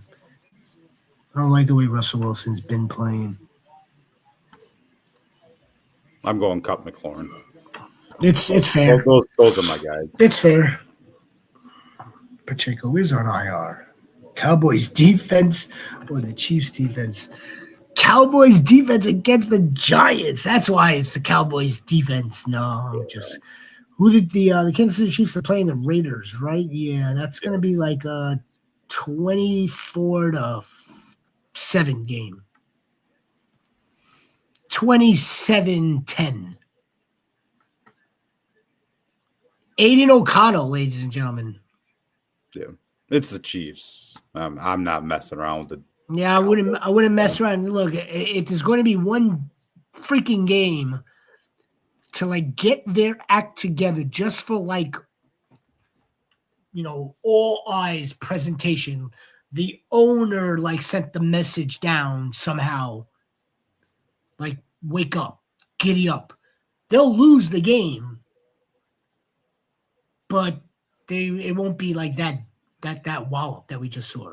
They'll lose, but I think the Giants will make it a little bit more competitive. I wouldn't play the Cowboys defense. No. I would drop the Cowboys defense if you have them and pick up. It's magical. Someone with some upside. It is magical. Sniper says it's magical. You have to experience Lambeau Field. It is. Like I wouldn't through work we're a sponsor of the Packers. And so we went up to Lambeau. That's cool. Last fall. And we got a tour and everything, and it was cool. And just being in the stadium and like hearing, like, I know all the stories, I've seen all the film, on the Ice Bowl and stuff, but it's just different. Like when you're actually sitting in that stadium and they're explaining to you, like, just the history and everything, it's really cool. And it kind of gives you chills, like thinking about it, like, hey, this is like where it happened. I like they, when they show, kind of like, with, video footage of like, the aura and the mystique and Lambeau. And then, I think it's pretty cool when you see like, they show like the houses that are like situated. Oh yeah. Yeah. Like right there. Dude, if you look out their windows, the first time in my adult life, that looks pretty cool. I used to have a job that I used to have to travel around Wisconsin, and I used to have to go to Green Bay. And the one time I was, 5 minutes down the road, I'm like, I'm going to go see Lambeau. I haven't been there since I was a kid, and I'm driving down. I'm literally just pick a side street in the town you live in, maybe not UC because you're in New York, but just houses. And then all of a sudden you get past this one house and there's a football stadium. It's like, what? Like, I mean, it's just it looks so crazy. It's so cool. But yeah, crazy but cool. Yeah.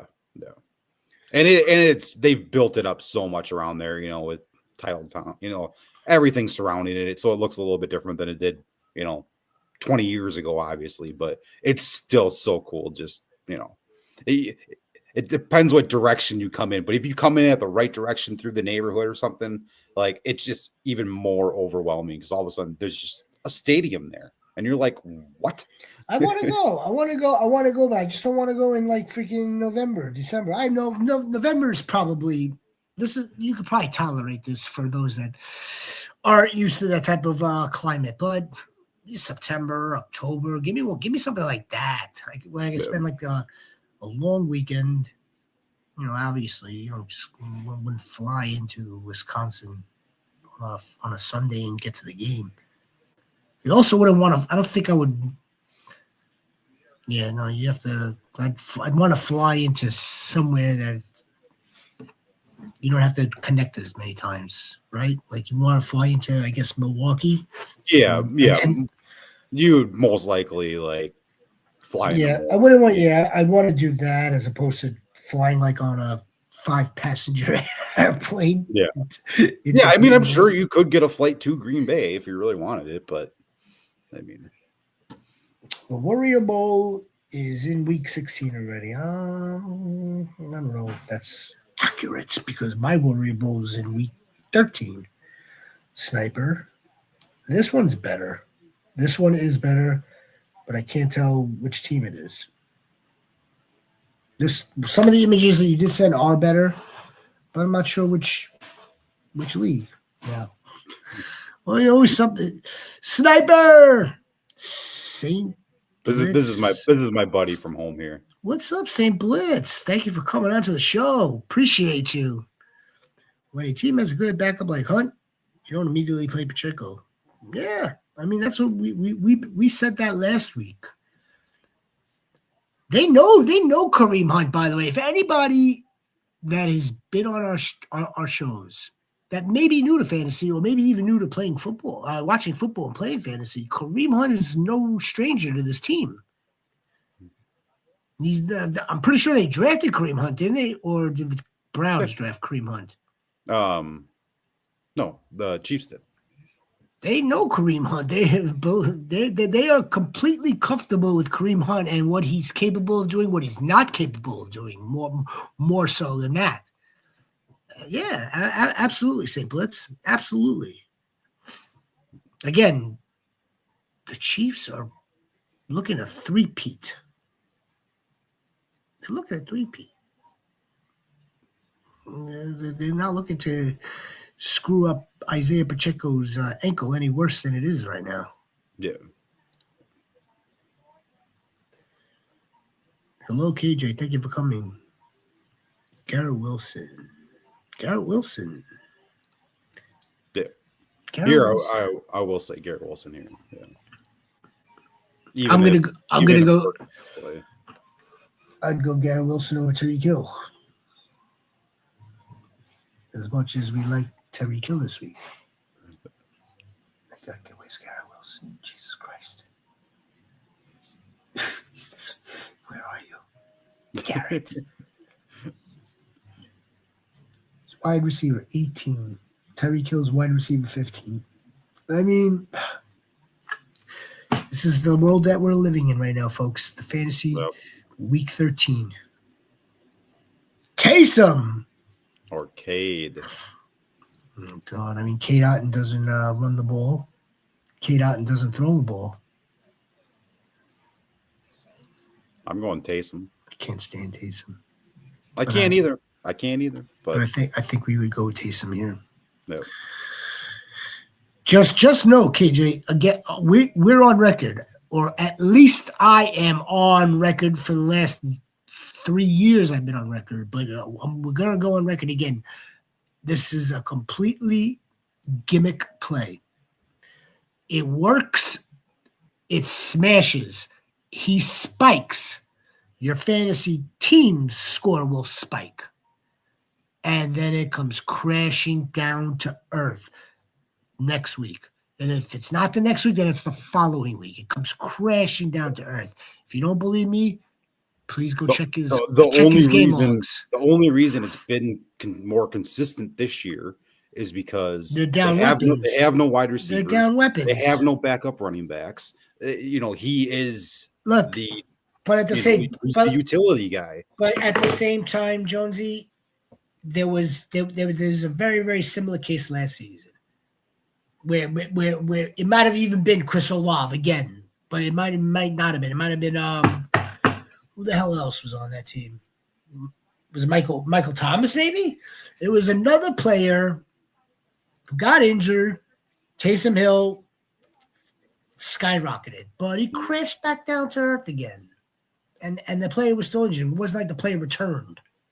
So again, he might do very well this week. He very well could get you to 15, 20, couple of touchdowns. Yeah. He's due to crash as well.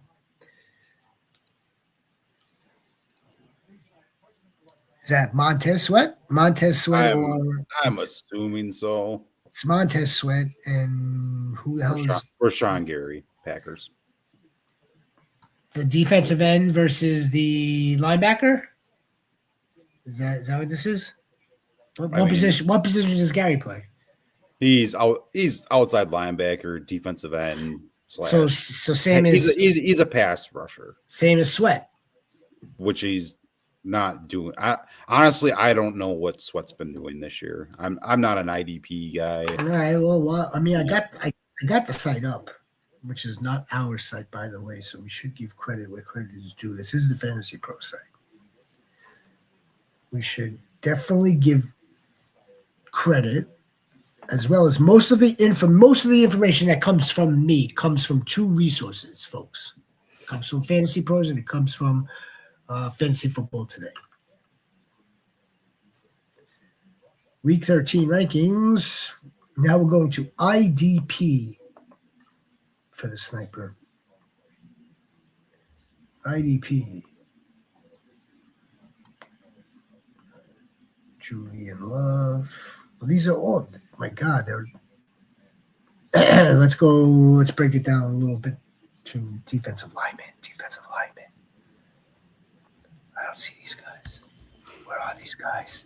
Well, Gary's probably not even down there. He's been playing so bad this year. Maybe I should do this. Search. There. I'm doing a search here. Sweat. Montez Sweat. Here he is.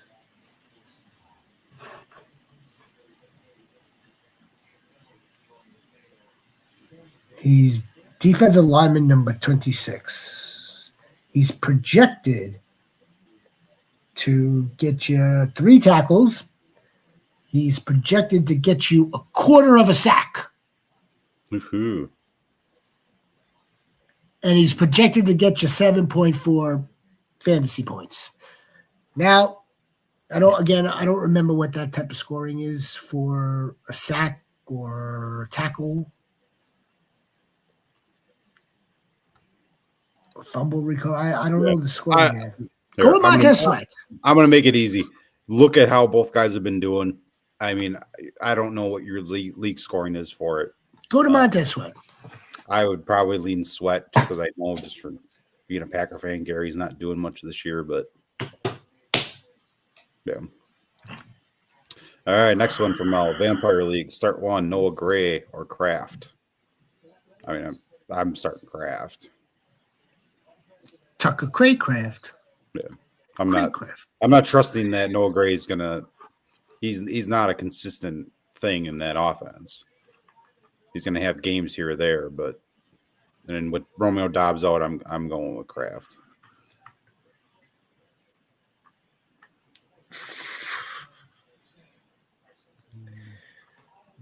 All right, let's. DeVito out. What? Who? Sniper. I love Sniper. I love Sniper. Appreciate Sniper. I was offered GP. I was offered JT, Jonathan Taylor. Who's George the GP? Pickens. I'm guessing George Pickens. There we go. I call him Curious George, folks. I want everybody to call George Pickens Curious George because he's very curious to me. Offer Jonathan Taylor, George Pickens, and Evan Ingram to give up to your trade partner, Bucky Irving, Najee Harris, Marvin Harrison Jr., current tight end is Laporta, wide receivers are Puka. I wouldn't do that. I don't think I would do that. Just immediately, just looking at it. I would keep Bucky Irving. I would keep Najee Harris. I would keep Marvin Harrison Jr. Mainly just because, you're getting Evan Ingram, but you're getting a tight end and you're giving away, a wide receiver or a running back for him, a higher end. Even if you say Evan Ingram for Bucky, I'd still rather have Bucky, And JT hasn't been great. I hate it, but he hasn't been great. For rest of the season, though, I still wouldn't do it. Why? Yeah, no, I wouldn't do it. You've got Devon Achane, you've got Tracy, who's kind of sort of borderline right now. You've got Bucky Irving. I mean, again, I know the Jonathan Taylor name comes as it's a brand name. But we have to kind of separate that right now. We really do. As Jonesy's alluding, he's kind of fallen off the wayside right now. He really has in this Colts offense. Can he bounce back? Yes. Yes. I mean, we need to see what he does. I mean, he's had 2 bad weeks. We need to see. It's week 13. Domo, if depending on where you are in terms of the standings, I would stick with what's working right now. Yeah. Yeah, I'm keeping Najee, I Bucky, don't and right. Yeah, Barber. I don't think this is a deal that would help you to get like 2 wins in a row, and now you're in the playoffs, kind of sort of thing. I don't think this is going to help. And Joker. Go with Njoku here, B. Yeah, I think I he's getting would. crazy targets. He's I gonna mean, get even crazier targets this week. Yeah, I think I would go with Njoku. It's very, very. It's kind of sad to say that in this situation, but hey, let's give the flowers to Njoku. Let's give the flowers to Jameis. And this actual game and this situation looks good for Njoku. I It mean, does. to me, if you were to ask me who the number one option on that offense is as a receiver, it's Njoku. And then it's the wide receivers. It's fair. You know, It's fair. so It's fair. I have never been an Njoku guy ever, and I've picked him up in multiple leagues, and I'm starting him every week. It's fair. I have an Njoku share in a managed. Yeah, it's fair. Yep.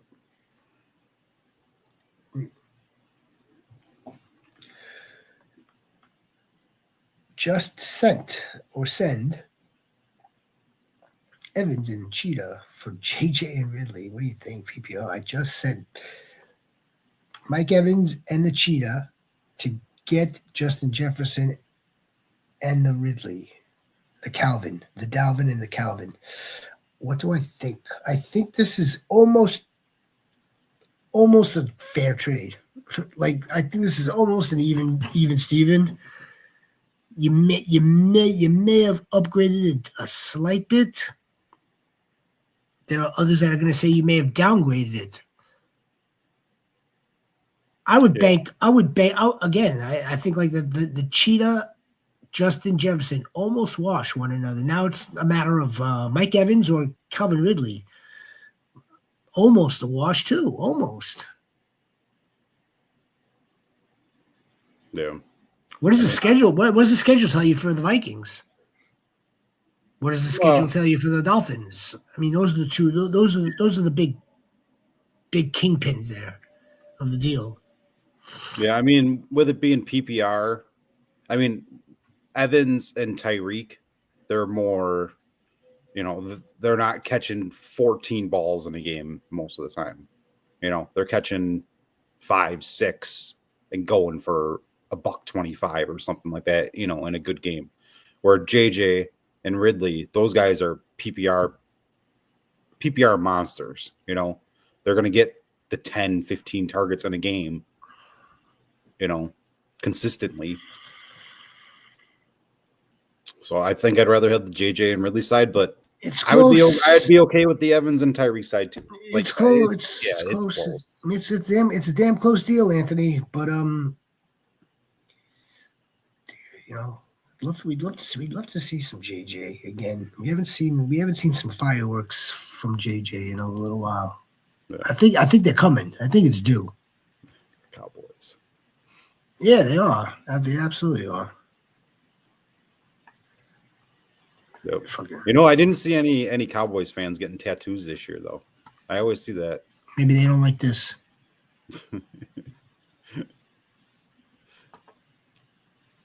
Maybe. Every time I do this, I screw up. Yeah. All right, Carchizzle. I'm playing Nico and Garrett Wilson right now and flexing Chase Brown. I also have Breece Hall, so I'm worried he might not play. Was thinking of moving Chase Brown to my RB2 spot and flexing Tyreek. Well, I mean, I would. Then it's if Breece Hall does wind up playing, then Chase Brown comes out, right? Well, I mean, Chase Brown and Breece Hall, they're both early games on Sunday, so they're playing at the same time. I know. I'm flexing Chase Brown. I also have Brees Hall. You're flexing Chase Brown. If Chisel gets word with the rest of us come 11:30 Sunday, Brees Hall is active. He's going to have to make the decision to either remove Chase Brown out of that spot and put Brees Hall back in. I guess I'm not understanding the flexing Tyreek. Oh, okay. So okay. He's flexing Chase Brown. No. So I'm worried he might not play. Was thinking of moving Chase Brown to the RB2 spot and flexing Tyreek.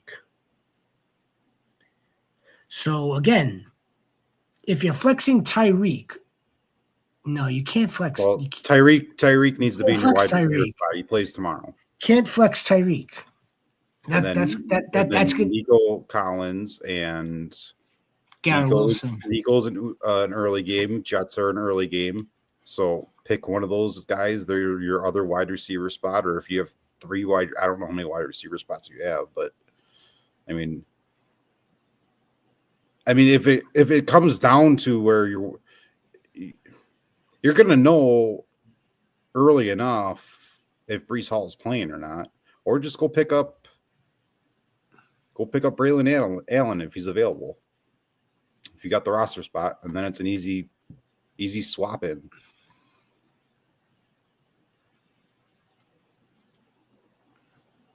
I think it's just Nico, Garrett Wilson, and Tyreek as three of your starters is not bad. And having Chase Brown, and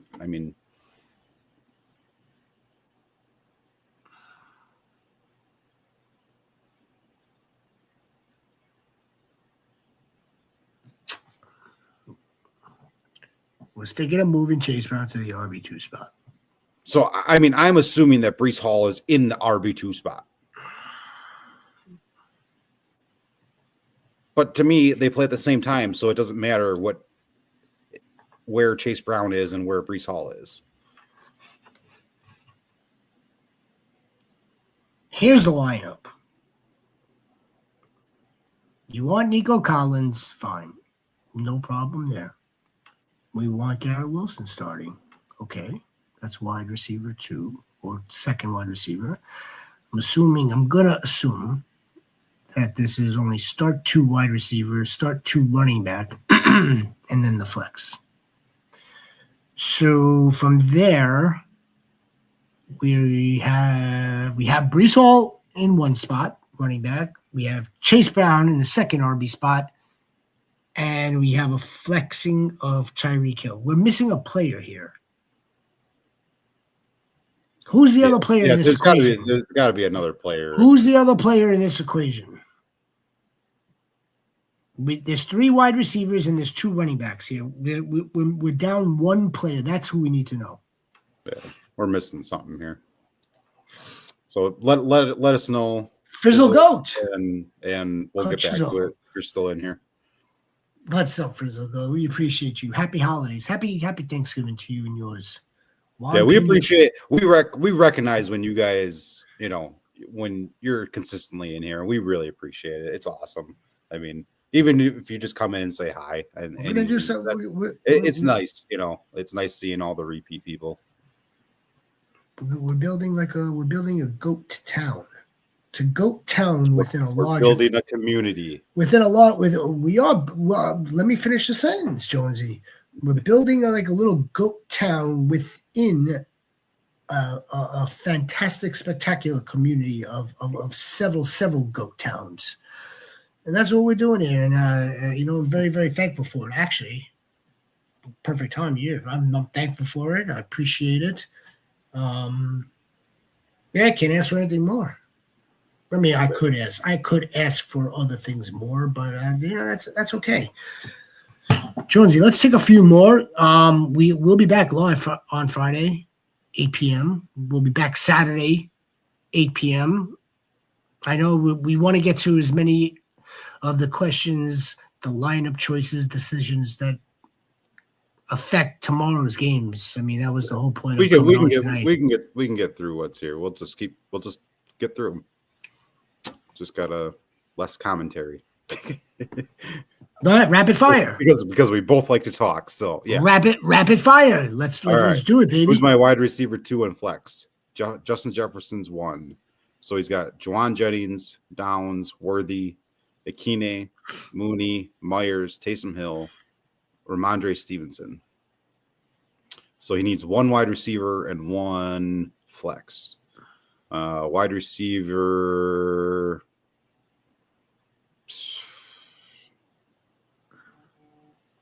Jennings, if Purdy's going to play. If Downs is dealing with an injury. If Purdy, it's Juwan Jennings. If no Purdy, I'm going to go with Josh Downs as long as he's active. The next player from there would be Xavier Worthy. I like that you have Nick Westbrook Akine. Is he really going to make it 7 out of 8? I'd be shocked. Nevertheless, he's good add to your roster. And then what else are we missing? My bench, was that it? Just like no, we need a flex too. Oh, so we could take 2 of these guys. Yeah. Oh God, I can't believe I'm going to say this. It's going to be. Well, who did I choose? Did I choose Josh Downs? Well, you said we both said Jennings, and then you said Downs. Jennings only if Purdy though. Yeah. Only if Purdy plays. If no Purdy, then you have to go with Downs, or I would go with Downs, and then the next choice would be freaking Taysom Hill. Yeah. You're gonna start Kittles. You're starting Brees. You're starting Kyron. Kenneth Walker. Yeah. Unless these guys are also options for the flex. No, I'm guessing those guys got to be starters. So I would think so too. I mean, all of these people are, except for Worthy's Friday, but I don't think I'd start Worthy over any of these, over a lot of these guys. Me, I'm probably picking someone else. Who? Need more information. Most of these guys are on Sunday, so honestly, if I had to pick today, Jennings and Westbrook Akine or Taysom Hill. But I need more info, so it's kind of a reevaluate. I don't think I'm playing Worthy over. He's too random. I'd rather play a Mooney or a Myers over Worthy. Myers isn't a bad choice. No, it just depends on what AOC. Well, yeah, you have a change in quarterback again. But yeah. I mean, Jacoby Myers has kind of sort of been, like, dare I say, quarterback proof, right? I mean, he's been their wide receiver 1. I mean, that's not a bad choice, Jacoby Myers. The law firm of Jacoby Myers. Yeah. Play for first. Hell yeah, you are. Hell yeah, you are. With Monty, with Bucky, with James, with the King. What 3 should you start? Henry starting, Cook starting, and then our good old battle we've been having all night, Montgomery versus Bucky. Yeah, I'm Team Bucky here. I'm Team Bucky, and I love Monty. It really is like I can't believe that type of situation. And this isn't a revelation. We started getting this freaking like last week. It trickled into this past Tuesday. It's going to be continuous with this situation because of the emergence. Emergence, is that the right word? Emergence of Bucky. And the fact that Monty's dealing with a little something. I'm Team Bucky. Jonesy is Team Monty. Yeah. You can play Monty. Have a drumstick, turkey leg in your hand, a drink in the other. Enjoy Monty tomorrow. Enjoy it. If you got fantasy players that go on Thursday and they do well, holy shit, it makes the meal so much better. Makes the meal so much better. Frizzle, who's your favorite streamer defense? Streamer defense? That. You're right, Frizzle, man. I know. I've seen it too. I shouldn't pretend like this is nuts. It's because they're playing the Giants. It's because like they've got Micah Parsons. They got the what's Mike Zimmer coordinating it. I get it. The Giants' offense isn't that great. I get it. But the Cowboys are susceptible. They are susceptible. Yeah. I mean, it all depends on your league and what's available, but I mean, like the Packers are to me a good streamer defense this week that could be available in a lot of leagues. I don't think they're the best option, but if you're looking for an available streamer, you know. But I'm not on with the I've Cowboys. seen I've seen some pick up the Colts. Yeah, the Colts. I mean, that's that's a roll of the dice based on the fact that they're playing the Patriots. But me personally, I would never do that. Just if it was reverse, right? If the Colts were home for this game and that defense was available, then it's a different story. Then I might do it. But the Colts going into Foxborough, I would never do that. Who else is available for Frizzle? Do you like?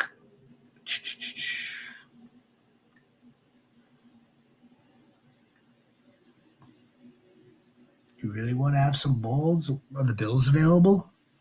No, I mean, the Niners are in bad shape without Purdy. We saw it last week. They're in bad shape. No, I'm not saying no. The league did. I'm just saying, are they available? I kind of, if they're available, if they're available, that would be a kind of like rolling the dice streamer defense. I think I made you that before I do the Cowboys. Yeah. 100%. There's some defenses on Yahoo. Let me just go to all players. I just want to see what the Bills are owned. Bills are owned 70% on Yahoo. Indianapolis is 24%. Tampa Bay playing Carolina is at 52%. Green Bay against Miami's 46% owned.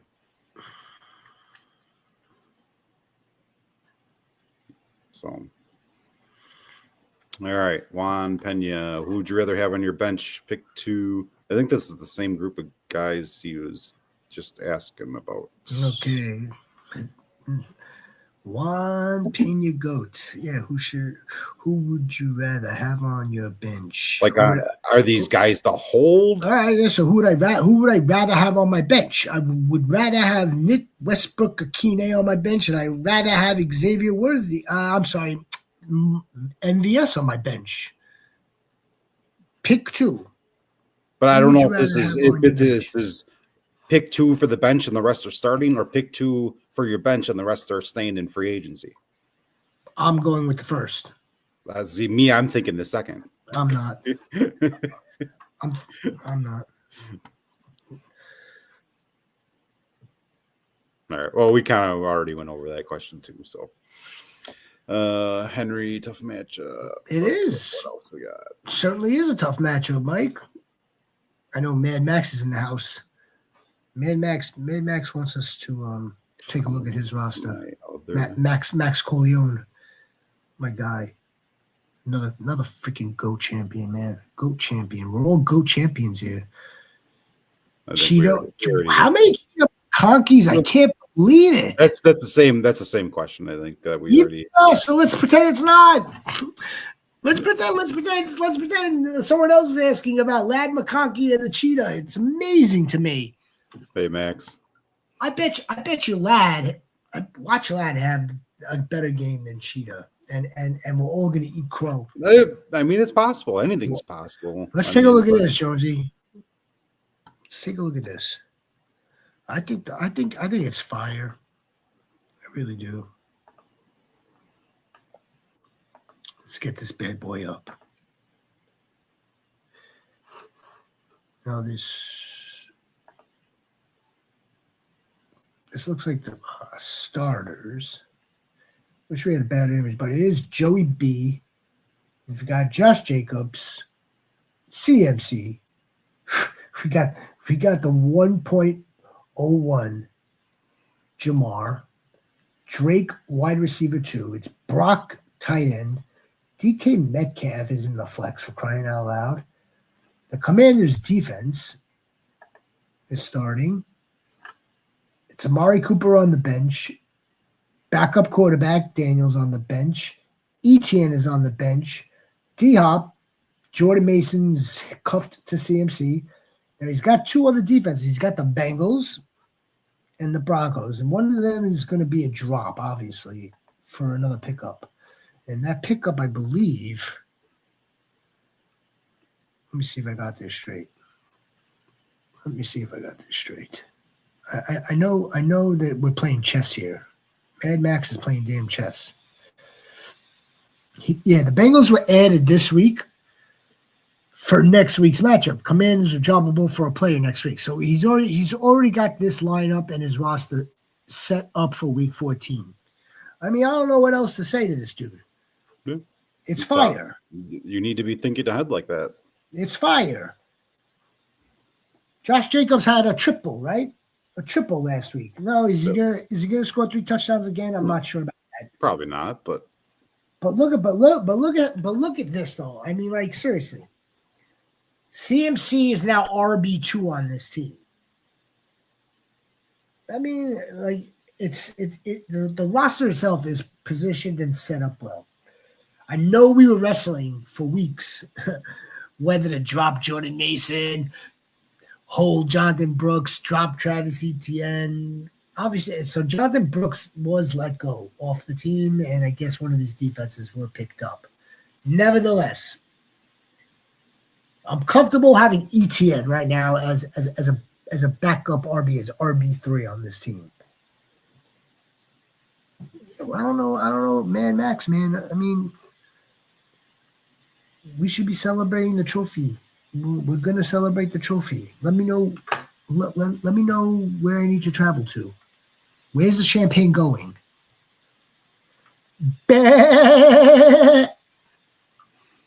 All right, Jonesy, did you ever eat? No, I have not eaten there, Mel. Delta flies to Green Bay, just so you know. Delta flies to Green Bay. Delta couldn't even fly to freaking Cleveland this August. Delta flies to Green Bay. I'm not sure if I haven't told many people the story. Well, let's get through these starts since I know you want. No, I don't know if I want to relive it, to be honest. I don't. Yeah. It was heartbreaking. I would give away Garrett Wilson for free oh my gosh, she hates Garrett Wilson. She does. I don't understand him. She hates him because I love him. I think that's what it is. I'm a Garrett guy. Yes, Homer. Drafted him in 2022 in my keeper league. I am attached to Garrett Wilson, but I look at it differently. It's not just bias. Look at what he's done with Zach Wilson in 2 years. Let's take the body of work this year in his 3rd season with Aaron Rodgers, which hasn't been that great of an upgrade. It has been better, but it hasn't been like this fireworks show that we were all expecting. I think so far having Devontae Adams has actually helped the situation for Garrett. Hasn't really hurt it. Let's see. Obviously, we have several games left to see how this plays out. Rapid fire. Gus Edwards. For PPR. Start one for. Excuse me. Well, number one, appreciate you setting it up like this. You know, the player at the team. Yeah. So you don't have to see me going like this if for some reason I draw a blank, which is often with me. We like the Gus Bus if JK is definitely out. I don't like him this week, honestly. Even with JK out? Yeah. Jalen Waddle is still wide receiver 2. Romo Dunze is kind of sort of a wide receiver too in Detroit. Don't know who's getting the majority volume. And the only reason I say I don't like Gus is mainly it's PPR. Gus isn't. Sure. Gus is just he's a short yardage guy. You know, Sure. he's not doing anything crazy. I don't think he's going to go out and run for 125 yards and 2 touchdowns. He'll probably get 30 yards and 2 touchdowns. You know, which would still be a good game. You know, for a fantasy standpoint. But It's true. to me, No. to me, there's better options. You know, in this group. That you can't really dispute that. He is of no value to us when it comes to PPR. Yeah. Standard league or half PPR, he's great at, especially this week. Yeah. If it was standard, I have a lot of trouble calling Taysom Hill over Jalen Waddle. I really do, but I think that's probably your best bet. He's going again. I know. Try threat, not even a dual threat. He's a try threat.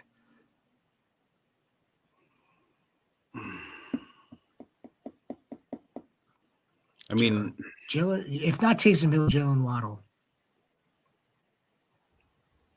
Yeah, I mean, those are the two I'm debating between.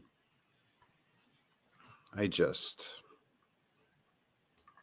mean, my heart wants to say Waddle, but my mind is saying Taysom. I'm gonna go Taysom. I'm okay with that. Murray, Mahomes, or Tua, Mahomes? I think we already had that question. Yeah.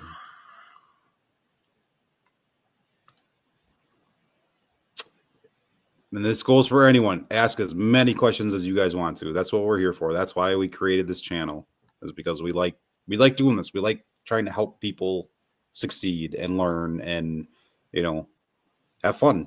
I mean, playing the game the way we're playing the game. That's all. Yep. We're just telling you what we would do. And I mean, this is how I play the game. Yep. We're here to guide you and help you. And Mad Max shows me a roster. I'm looking at it. I'm learning from him.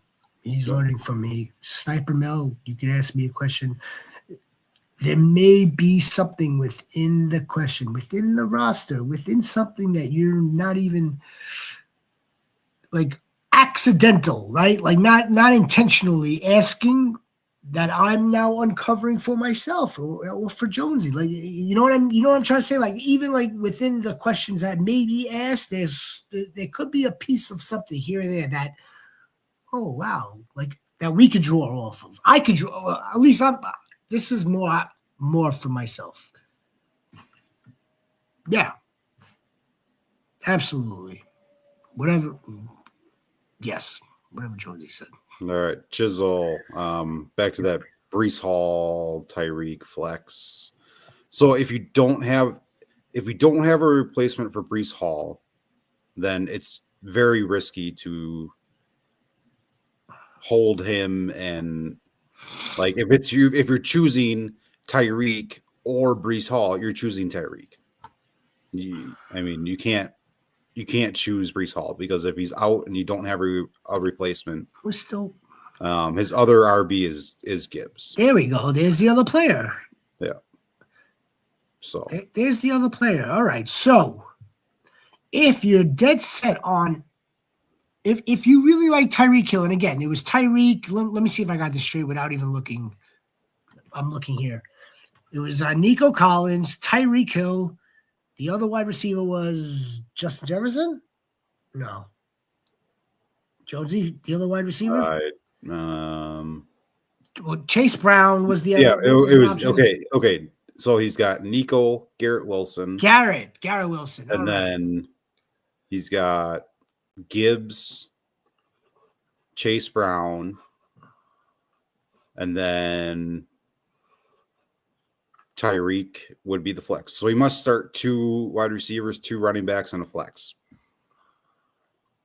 So start Nico, Garrett, start Gibbs and Chase, and start Tyreek.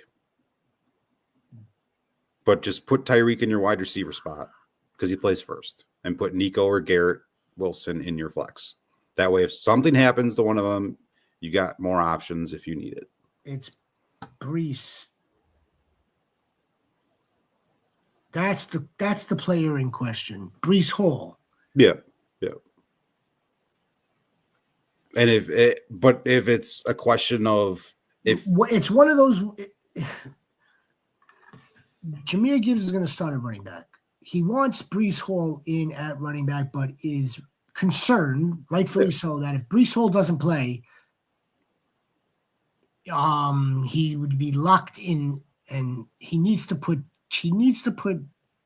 Brees out of the RB spot. You have to move Chase Brown into the RB spot, locked in with Jahmyr Gibbs. Now the $1 million question: out of the 3 wide receivers, which one would be in the flex? Which one are you on the fence with?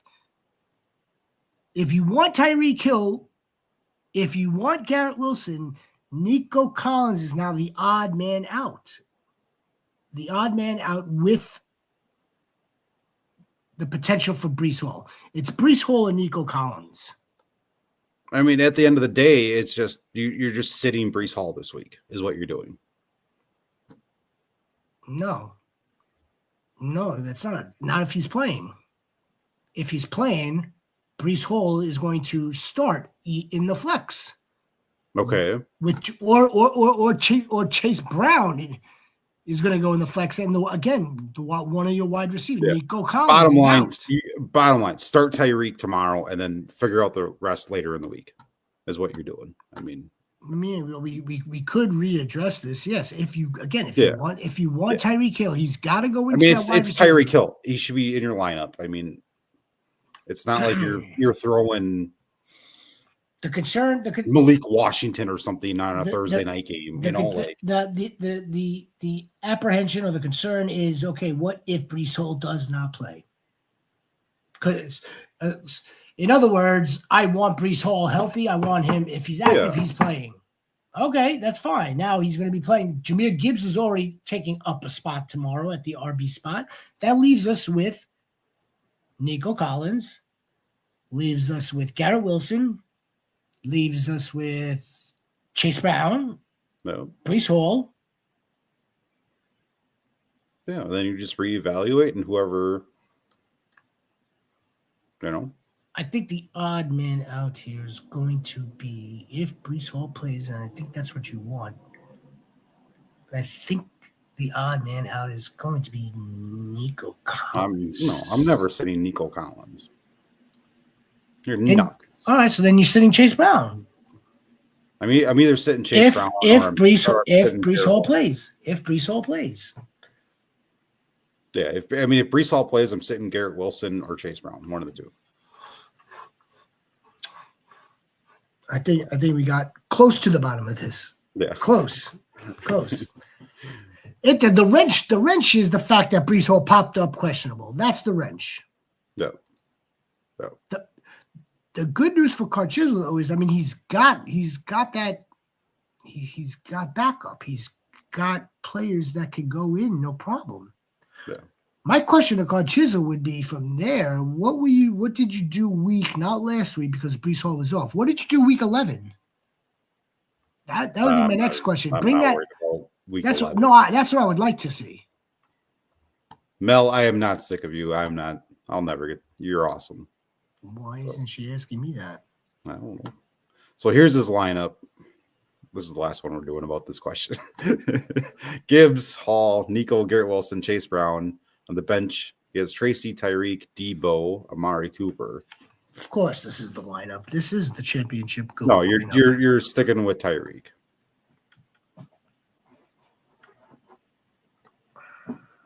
Take Hall out for now. You're putting Tyreek into your lineup, and you're just reevaluating.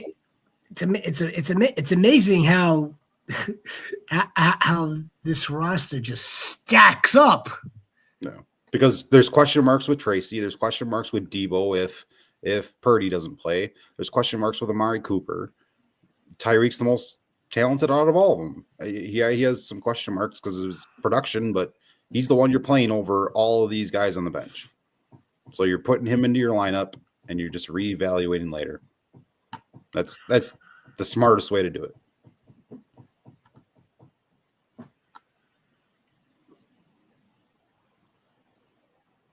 Do I need to change anybody out for Tyreek?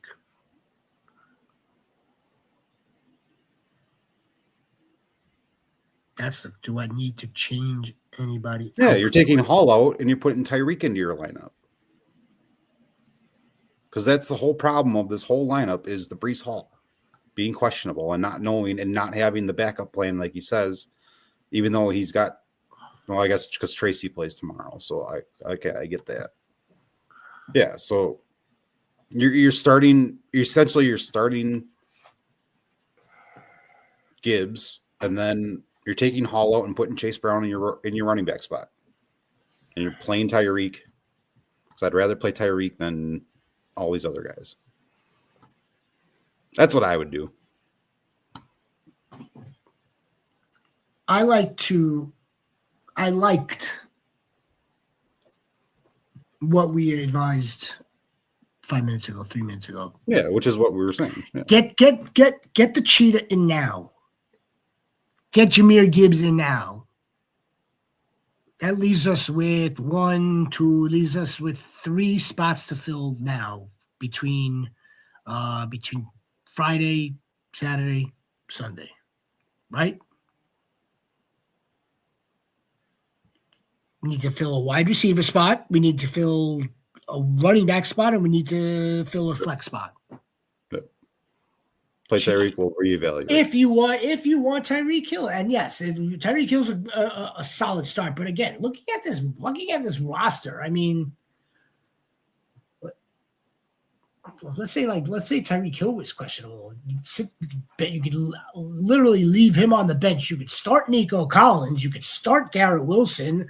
Those are 2 viable starters on most other rosters. All rosters. Tyrone Tracy played Sunday. This wouldn't be as big of a deal. Tyrone Tracy's. But he plays tomorrow, so on his bench. But you don't want to. Yeah, but you don't want to start Tracy right now, knowing that Breece Hall could play. That's the problem here. That's the only reason we're having a problem. It's because of these early games, and then it's no problem. Well, it's not a problem because we just do what we've suggested. But I'm saying that's why the situation. That's the whole depth of this question and why it's it's definitely it is a tricky, challenging. So it's a tricky situation to navigate through. The fact of the games being tomorrow, Friday, Sunday, and the players that he has. But I mean, don't worry. There is a spot isn't going to be empty. No, we'll be fine. Spot's not going to be empty, and the players are of quality to put in here. Yeah. Cook or Pollard? I think we answered that earlier, and we're both on the Cook end. Let James Cook. James Cook, yeah. Mike Evans or Ladd McConkey? I'm going Evans. Evans is a start for me every week. I'm gonna go Evans. Close though. Close. I see the lad. I do. Cap Goat. What's up? Cap Goat, Arizona. Appreciate you, Cap Goat. Happy Thanksgiving to you. Is that Arizona defense? Russell Wilson, Devon Veal, or Mitchell? Adonai Mitchell. Interesting situation here. Now this seems to be a conundrum. Not Chisel. Arizona Wilson. Oh, Michael Wilson, Devon Veal. Oh. Michael Wilson. I'm going Bailey. I like Vele for some reason. No, it's not for some reason. It's a few weeks now of consistent targets, target share, first read share from everything that I'm hearing and watching and listening to, and I think we're on the cusp here of him becoming a 1A with Cortland Sutton in this offense, where like Marvin Mims and Troy Franklin are kind of like they're trying to get worked in in different roles, different capacities, more design type of stuff for them. Madison could play. Just something to monitor this week. He's a low end flex. Steve, thanks for coming. Need a wide receiver 2 and a flex. Hopkins, DJ Moore, Quentin Johnson, Pacheco. I'm gonna go Hopkins and DJ here. DJ. Yep. I'm sitting Pacheco. I'm sitting Quentin Johnson. God, man, it was so bad. Quentin Johnson, my God. John, is there any hope for Rachaad White still being a solid contributor? I traded Bucky for White on Saturday night before the game. I need some hope. It's a great question. Mean, there's always great question. He's involved. You know, I think that the Bucs really like the idea of having both of these running backs that are very valuable.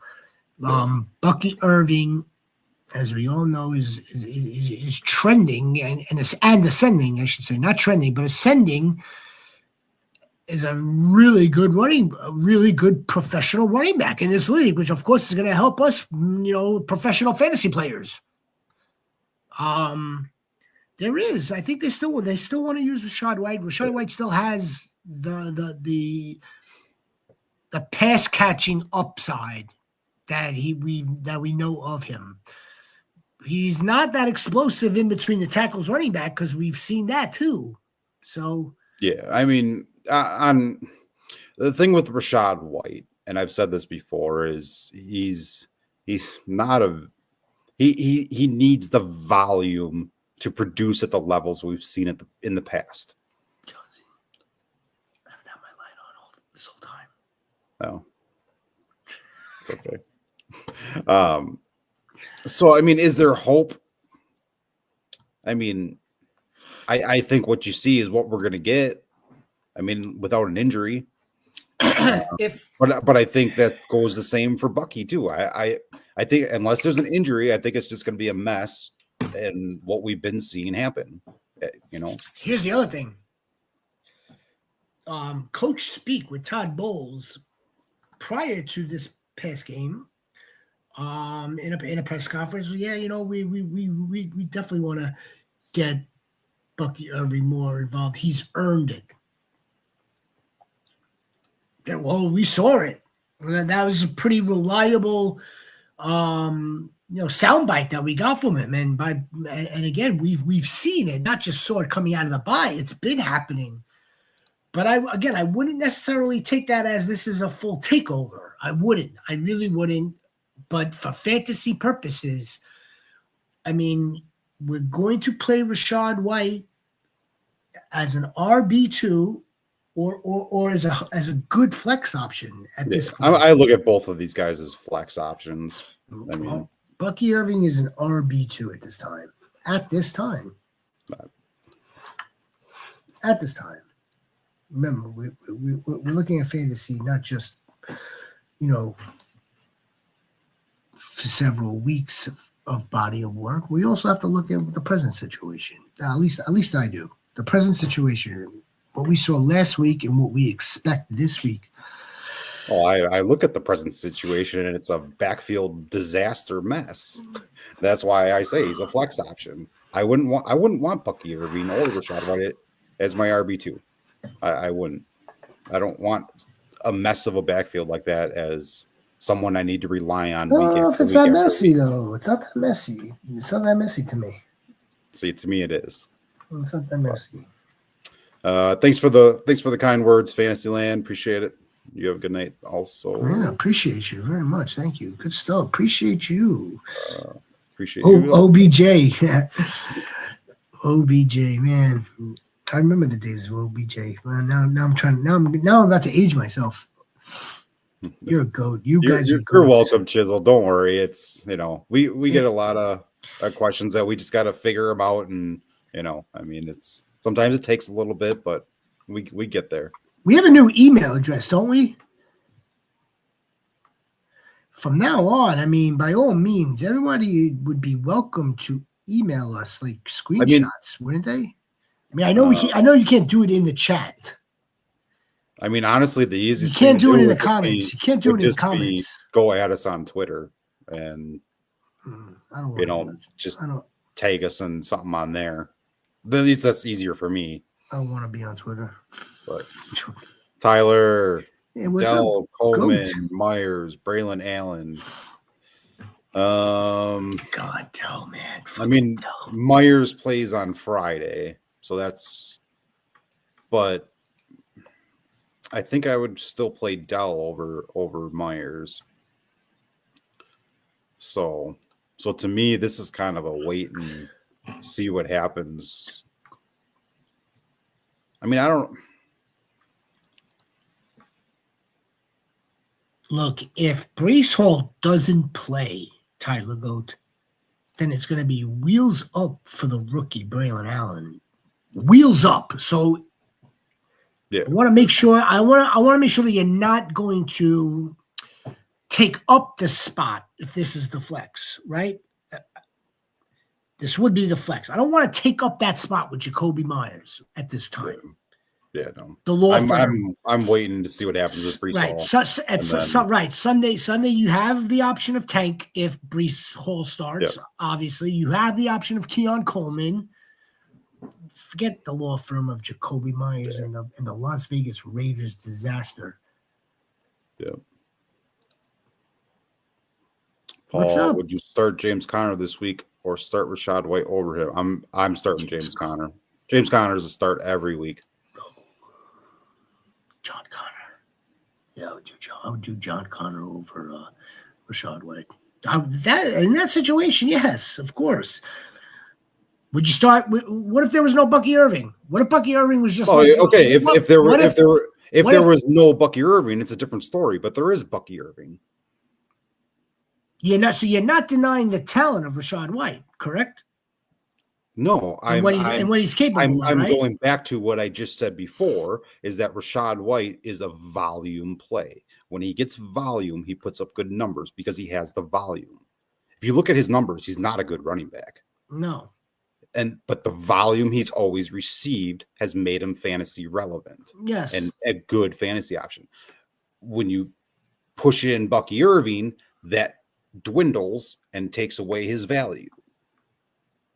So, yeah, if Bucky Irving wasn't around, sure, maybe I would pick Rachaad White over Connor this week because of a matchup. But I'm not. But because Bucky is there, I won't pick Rachaad White. Good deal. Paul, make sure you have Trey Benson also. Yes. We're heading into the playoffs. Yep. We're marching to the playoffs. We're marching to the playoffs. Make sure you have Trey Benson. Trey Benson's been getting more work. All right. I think that's about it for the questions. Everything else just looks like chatter. Fantastic. So I think we'll be wrap back it up here. We'll be back on Friday, right? Yep. Friday, 8:00. We got plenty more business to address. Yep. Plenty more lineups to assist you with. Until then, wish you all a very happy Thanksgiving. One last one for Max. Burrow or Daniels? We already met Max. We showed that's your lineup, baby. What we presented. This one, you know it. It's Joe Shiesty. I know he's got I know he's playing Pittsburgh. Looks to hell with that. Are you kidding me? Happy Thanksgiving, everyone. Appreciate it. Thank you, Sniper. Deuces. We'll see everybody on Friday. Enjoy the games tomorrow. Play Burrow, Max. Enjoy your stuffing. Enjoy all the scoring, the fantasy points, all that. Jonesy, great show.